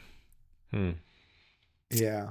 Dun dun dun. Yeah, or how about sounds like some ancient, weird, mythological, technological, divine, not divine with regards to connection with God, but yeah, somebody's tapping into something then and giving them information to build this stuff, in my opinion. I think men are pretty good at Yeah, inventing I things. think it's just men. I mean, I would go. It's just men. Mm. I don't. Why? Because I would never. I might be able to defeat the man, but I probably wouldn't stand a chance or see. I don't. I can't even fathom in my mind a point of why our human souls would be. These creatures evidently have like way more power than we could ever have. What that would be the point of screwing around with us? Why do you think they have more power than we do? Well, you just said we're that they just gave us fine the with it. technology and the if we're all being concept. like, So if we're all being led around like Odysseus was in the Odyssey, that's like, Christopher Nolan's next movie. is it? Odyssey. Man, there was one that they had. It was a 6-parter with Armand Assante. I thought it was really good. Mm. And I know how much you like Tenet, so oh, I hated that movie. mm. I thought the music was too loud. Well, I mean, yeah, But that's a then again, universal complaint right there. But Probably made for a theater, and I was watching it on a box at home. But anyways, yeah, I should say I watched about 15 minutes of it on the box at home. no, we watched the whole thing. And so You complained the whole time. I did. I'm sorry. What was the question right before we got off on this rabbit trail about bad movies that Christopher Nolan has Well, I was directed? just talking about Why I was just- why would these angelic fallen angels be intrigued with giving? Why would they entertain humans- themselves with man? well, Yeah. they could, all these things could crush us like Because- a bug. But that's not disproof of their existence. No. I'm just saying, if we could be crushed like a bug, why not just crush us like a bug and get it over with? Because we're evidently not fulfilling any kind of Well, theoretically, positive thing God- for anybody's nature right now. If we're totally unworthy as humans to without Christ to partake of or become a son of God, and then you have all these other things there that are trying to store because I think we it. have a potential that God could make us a son of God. I don't know. I think wrap my head around. Well, I think for me personally, my paradigm is that, it goes back to the story of Job, and that these are preordained laws and hierarchy that were set up by God with regards to potentially his initial plan for Earth to be ruled over by these little g gods, and they rebelled. There was a fall, and they rebelled and got greedy, and now are directing all this worship rather than directing it back to God, want to direct it to themselves. And so with that, there is still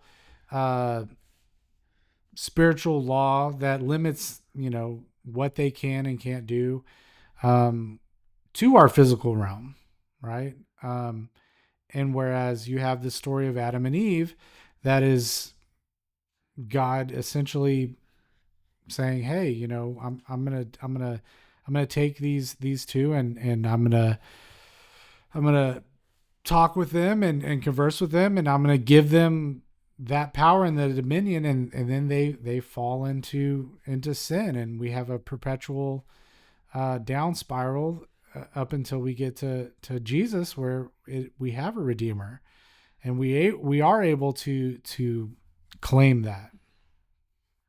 I think their original design with regards to humanity, we have a lot more power with regards to the words that we speak, with regards to the actions that we have on this earth. And I think humanity as a whole is blind in sin to that. And it's sad. It really is sad, because once again, you have demonstration of Jesus talking to his disciples and telling them that you're going to do greater things than even I'm doing right now. Right. I mean, there's definitely power with regards to what they're doing, going out and casting out demons and healing and all these different examples of that. And so I think the biggest lie is that we are just these these little bitty ants that these gods could lure over and could squash us at any time, when in fact that's not true. And most people are asleep to that. Yeah, I would agree with that last part there. That I don't think and a lot of people believe these stories and and all these other beings and stuff like that. And me, I'm sitting there going like, oh, gee, what would be the point of all that? Like, we have a hard enough time trying to get control of what we want the people that we allegedly voted for to do, let alone these demonic beings having their back and allowing them to do that just because God's trying to prove that he's the bigger guy. We got all this blindness going on. We got, I pray for that day, you know, fervently. And I know that God has a timing, so we might be living in a time where that is not going to happen. And I'm fine with that. So what am I going to do today? Like, am I going to pay for somebody,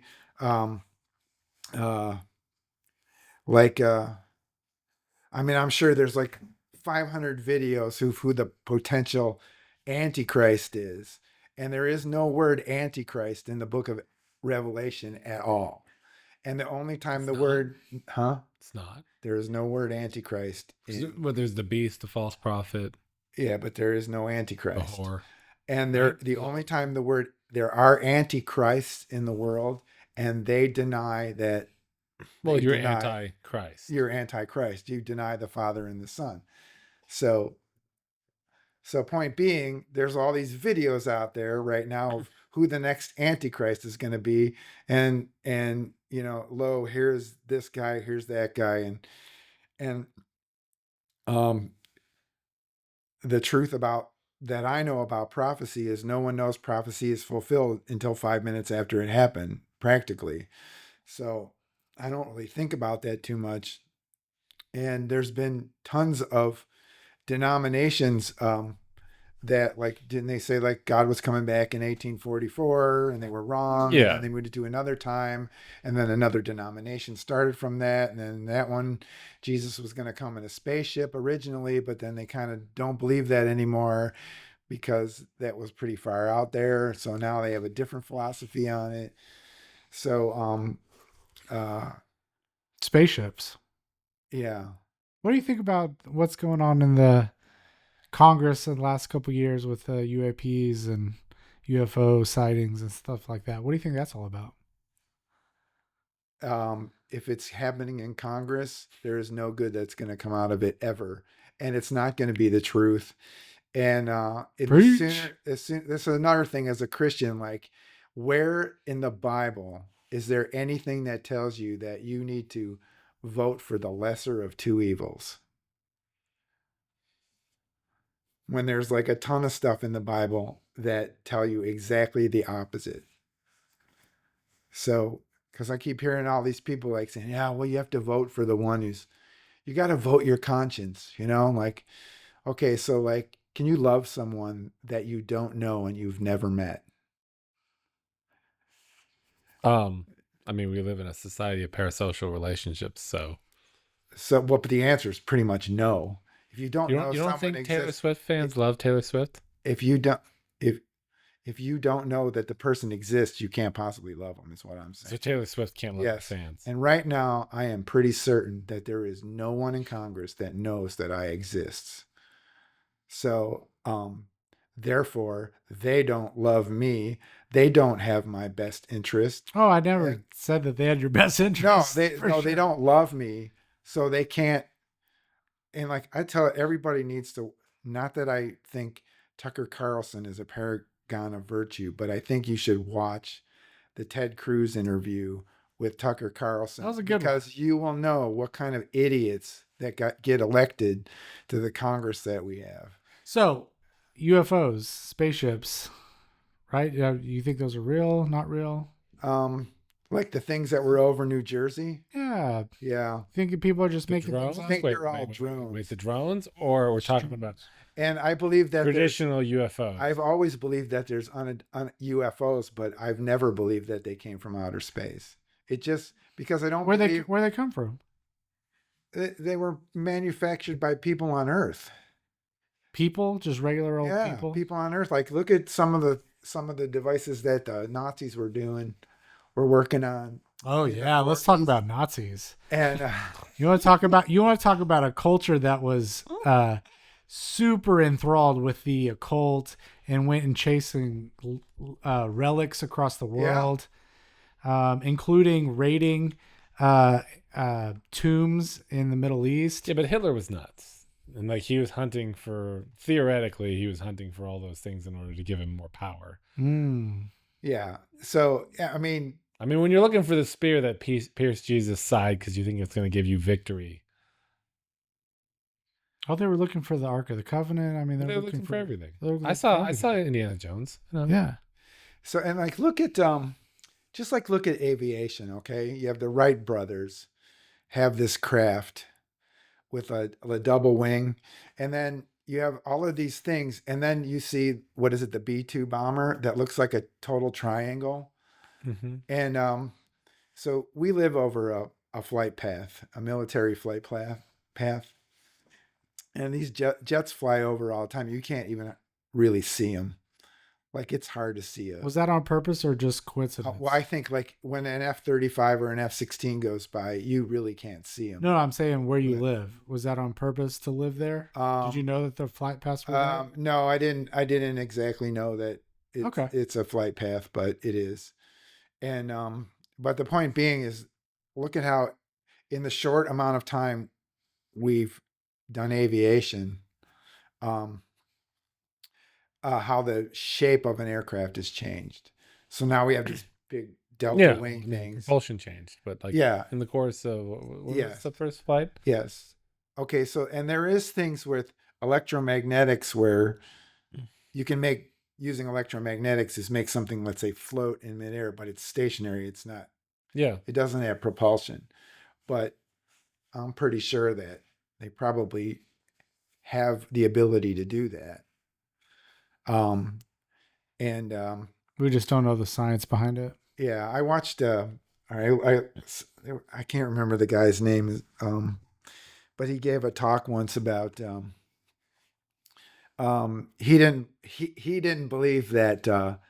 You know how it's in the Bible talks about Satan being chained in outer darkness, or I don't know, Mhm. something like that.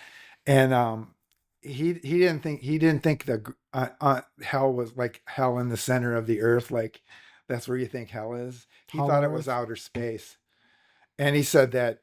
And in his point of view was that I think it was on Art Bell or something like that. Oh, back in the day, and you remember Art Bell one? Coast to coast. Yeah. Okay. So like but he was saying that the reason that they're poking holes in the ozone was to let them back in, and that's why we had a space program and all that. And it was a crazy but compelling argument. But I don't think like it just based upon it traveling at the speed of light, how long it would take us to get to the nearest star, which is uninhabited, and all then stars are uninhabited. yeah, and come back. Well, yes, The planets would be where the people are. yeah. So like, but to just go to the nearest star that we have at the speed of 4.5 light, light years. it would take like It's 4.5 light years, I think, is the nearest yeah, star. yeah. Okay, so and then so we're talking nine light years to get back. In which case, the technology you left with would be like obsolete by the time you got back, and then the people would be dead. And So I'm in agreement with you. I don't Yeah, think UAPs, UFOs are from another planet traveling to here. I do believe that they are here. But however, I think we definitely disagree on the origin of humans building them versus an alternative theory. yeah, and nobody like what I mean, like if you watched I don't remember. It all comes, but like Chariots of the Gods and all of those books like that is where all of this. So we're talking the 60s and the 70s. Sitchin. Yeah, the 60s and the 70s is where all of this stuff started getting rolling. And but before the Wright brothers, you'd be hard pressed to find UFOs. Before we started messing around with nuclear Yeah, technology. that's where all the UFOs started, was after nukes. After nukes. Yeah. Okay. So Like Roswell was 1947. and once again, like if they are alien, they're just not doing a good job because I don't think I think so one of the shows that me and my family like to watch is the ancient aliens on the History Channel, right? Guy with the crazy hair. Yeah, and he goes around to the different pyramids and everything. And as I'm, I find it very intriguing, but at the same time, as I'm watching with my kiddos, I'm like, hey, potentially remove alien and insert fallen angel and see if, yeah, I see where you're coming from with that too. And I'm like, I don't disagree. It's just like, but from the day to day, I can't let those thoughts be in my head because it will be counterproductive to me getting anything done or advancing forward, let's say in the kingdom. So what a Christian's percent. So what about this? Because we once again throwing out Congress and calling people up to testify about different phenomenon that they've seen military wise or whatever the case may be. What about the potential that, we may be faced with in the next couple of years with a psyop, if you will, that the world leaders are going to stage some sort of quote unquote alien invasion, to say, oh, hey, the aliens have come to rescue us and bring us peace, bring us into the galaxy, under the guise of peace. What happens if in the next decade, it becomes common knowledge that, oh yeah, something came out of the sky one day, and I'm not sure anyone would believe it with the coming age of AI. Oh really? Like, because you could just you make it all look. Nobody's gonna believe anything visual anymore. Yeah, there was a book that I read. It's on my library shelf. I know where it is in my house, right on my library shelf. And we've got like a whole wall of books, and I'm pretty sure that except for some of my wife's cooking books that are up there and some of her sewing books, I've read everything that's on my shelf. Oh, you won't read those? Well, no, I haven't had to like. Yeah. I mean, like I've had to look through the cooking books if she's, let's say, oh, I'm tired of cooking. What should I make? Kind of thing. Yeah. Right. Well, okay, there you go. Pick one. Yeah. So like, but she would probably give me the book, or what do you think of this? I wouldn't just say, I'm going to sit around and look at a cooking book today. It was written in, I want to say, maybe the late 60s, could have been the early 70s, but they were talking about how they were going to have this, alien thing, and then it was like a Independence Day kind of story where this alien was going to come and all the world was going to come together and in this one beautiful world and defeat this, or it was either two ways. We were either going to defeat an enemy, or this giant benevolent being would come down and say, you guys are doing it wrong and we're here to, the day the world stood still. Now, what was similar but different? It's a cookbook. Wait. To Serve Man. What was that? What am I? To Serve Man. What am I thinking of? Was it Twilight? Not Twilight Zone. Rod Serling Night Gallery or something like that. You know what I'm talking about? No. Like the space.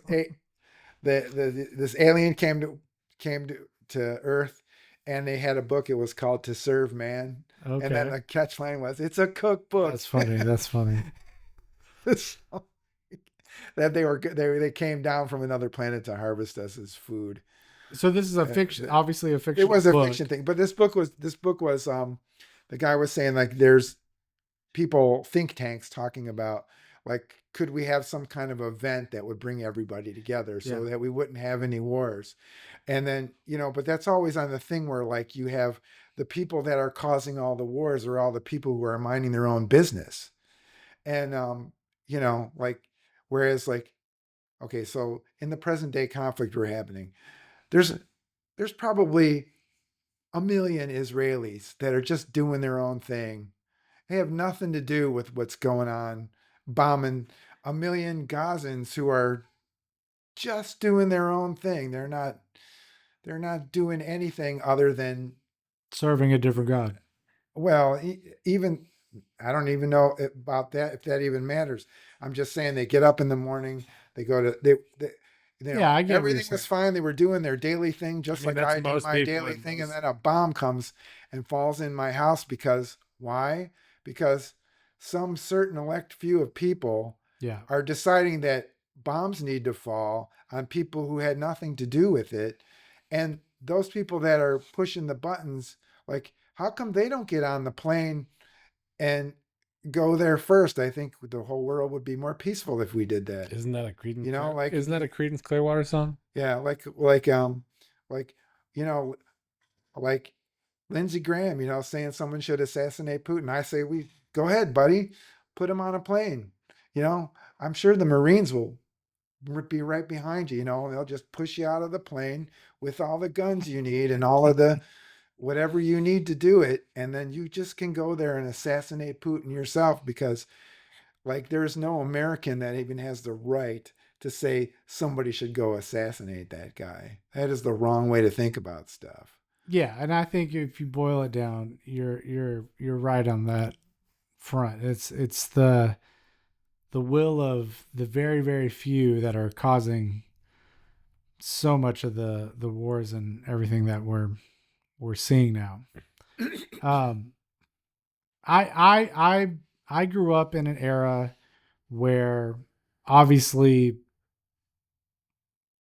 we fantasized about science fiction, right? I mean, it's just prevalent across all sorts of media. And so when I read the Bible and as I once again you kind of led to it, like what you mentioned a little while ago, what does it matter to me? Why do I need to even be thinking about this kind of stuff, right? Because it's not going to be affecting my day to day. I personally feel like uh, there potentially may come a day where something, not AI, but something may become very evident in the physical world that causes everyone, Christian alike, to really question things. And as a church, if we're not, as Christians, if we're not able to explain the supernatural, if we're not able to at least speculate and think about, what potentially what that may be from a biblical standpoint, then a lot of people are going to fall for the lie. Yeah, and I think too, like if we were talking about demons and stuff like that, um, if you read Job, um, so I personally think Job is like a stage play because it lays out like a stage play. But the gist of the story is the sons of God came and Satan was among them, and then God gave Satan limited power to do certain things, which makes Satan, at least in the context of your reading the book of Job, having an agency relationship that was subservient to whatever power and authority that Almighty God had in the context of that story. So, and then you have Jesus, um, um, uh, Jesus clarifying like the only person you should serve is Almighty God, and then you have, um, I think was it Paul said, resist the devil and he'll flee from you. And I think Jesus said similarly the same thing. So they wouldn't have said that if it wasn't possible for you to do it.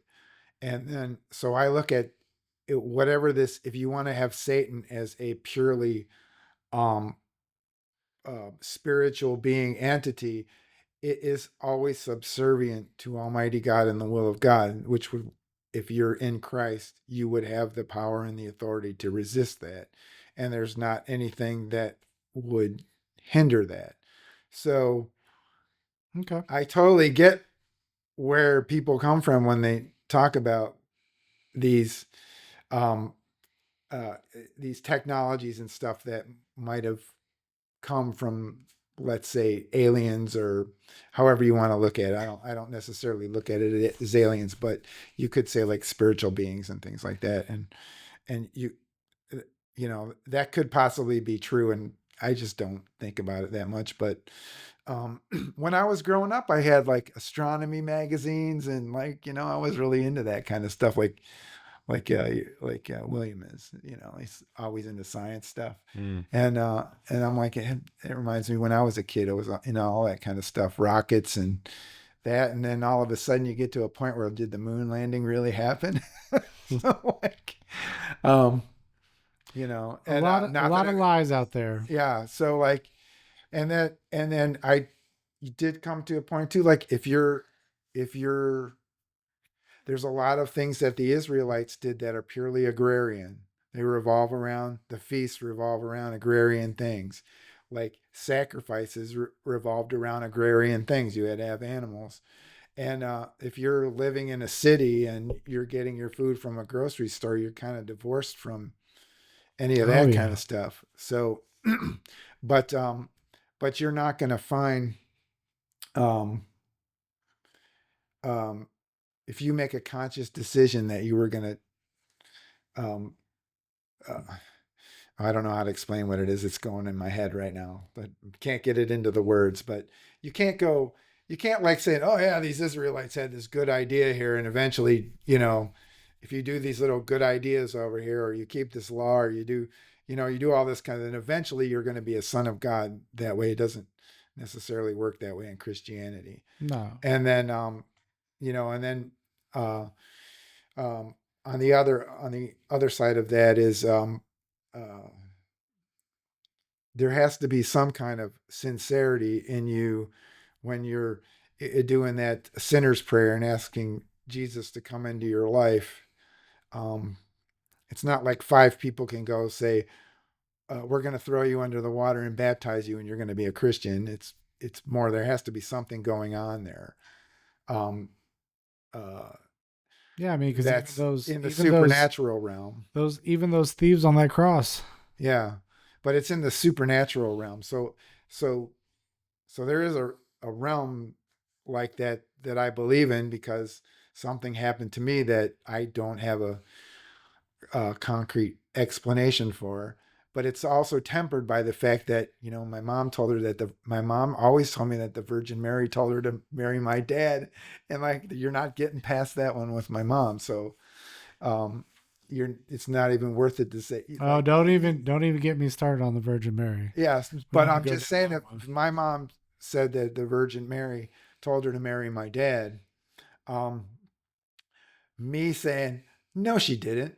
What is like so completely like, you just can't go there with that conversation. So it would be disrespectful on my part, and I wouldn't do it because of that.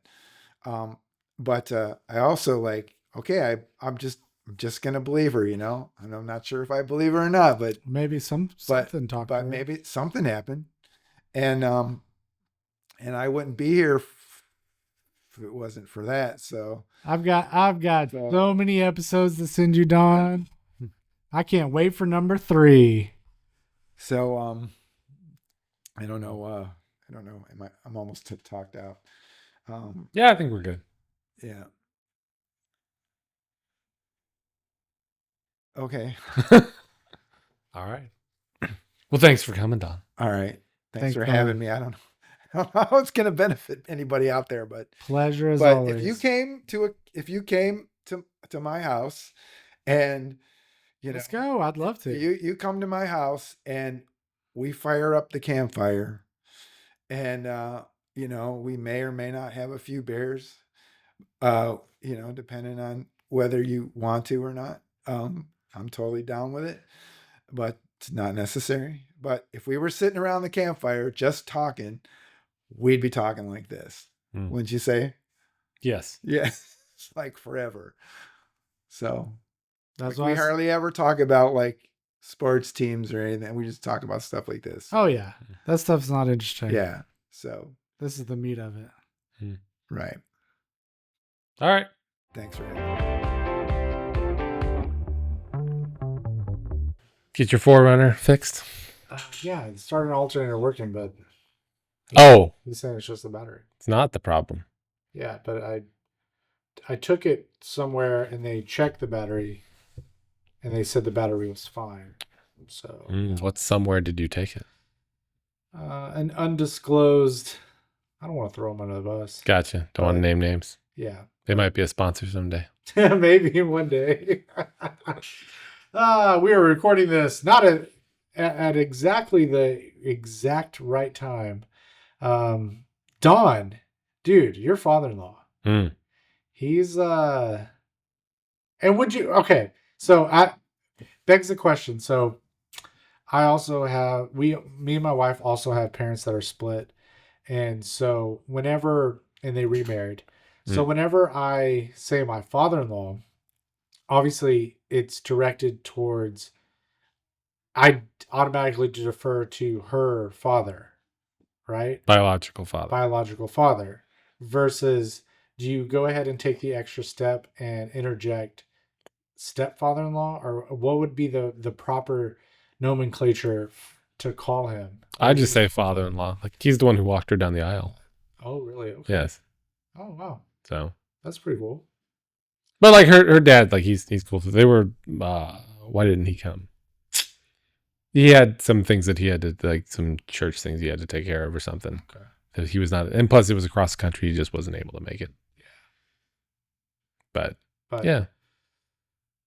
But like, I mean, he basically raised her from the age of 10, yeah. somewhere like that. Yeah. Okay. So So I guess it would also differ with regards to that relationship. Yeah. Yeah. Yes, sir. Yeah, because my wife, her parents split right around the same time, middle school age, but she didn't get remarried until we were adults. Gotcha. And so I get that. That's not the same type of relationship. Yeah. And my parents got divorced when I was like 15. Yeah. So, which reminds me, he actually listens to the podcast. My wife's stepfather. Yeah. In law. Mm-hmm. He listens to the podcast. Shout out, Larry, if you're listening. And has he's a member of the Catholic Church and has a referral that he wanted to run by us to see if that's something we wanted to have somebody come on the pod. Yeah, I'd love to. Okay.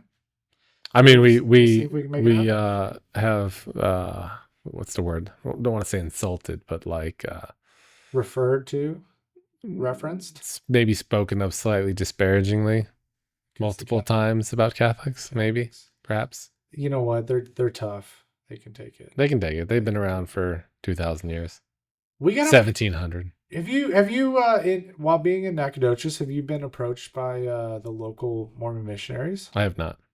Yeah, I had my first encounter the other day at Walmart, the little Walmart over here. You converting? Well, the problem was it was right after leaving church, and we were swinging by just to pick up some stuff before we went to the house.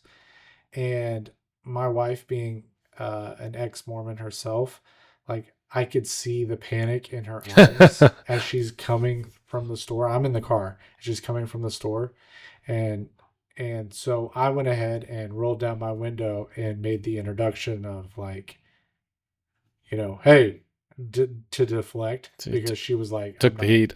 Yeah, she was like, I'm not dealing with this right now. And he point blank asked me, hey, would you like to come to our church? And I said, oh, I just left church. And then he's like, oh, okay. That's awesome. Well, next Sunday, would you like to come to our church? And I paused, looked down at his little name tag, because they all wear the name tags, and looked back up at him and looked him in the eye and said, no, thank you. But yet, any other day, I would have definitely You would have, taken the time. let's have a conversation. Oh, yeah. Should have asked him if he wanted to come on the podcast. Oh, yeah. Well, never too late. Mm. I'll find him in a parking lot and invite him. But yeah, that was, but then of course, as soon as I'm driving off, I'm like, well, I should have invited him to my church. Yeah. What was wrong with me? How come I didn't invite You're him? not proselytizing well there. Guess not. Mm. Dude, Don is such a delight to have. Because I feel like with regards to general outlooks on the government, on life, on going against the grain, like I definitely feel connection to that, right? Kindred souls. Yeah. To be like, yeah, we may not agree on theology for the most part, extended theology, if you will. We got our basics down. We agree on the basics. But I think it's fascinating just, talking with somebody that has alternate opinions on specific verses. That's one way to put it. Yeah. Where can we be found? Hey, everybody. We can be found anywhere that you can find a podcast: on YouTube, on Spotify. We are on video. See our beautiful faces. But definitely give us a like, subscribe, give us a comment. We definitely want more interaction. And lately, I don't know if you've been reading the comments, we've been getting some really good stuff. So keep it up. You guys are great. We love you guys. Yep. See ya.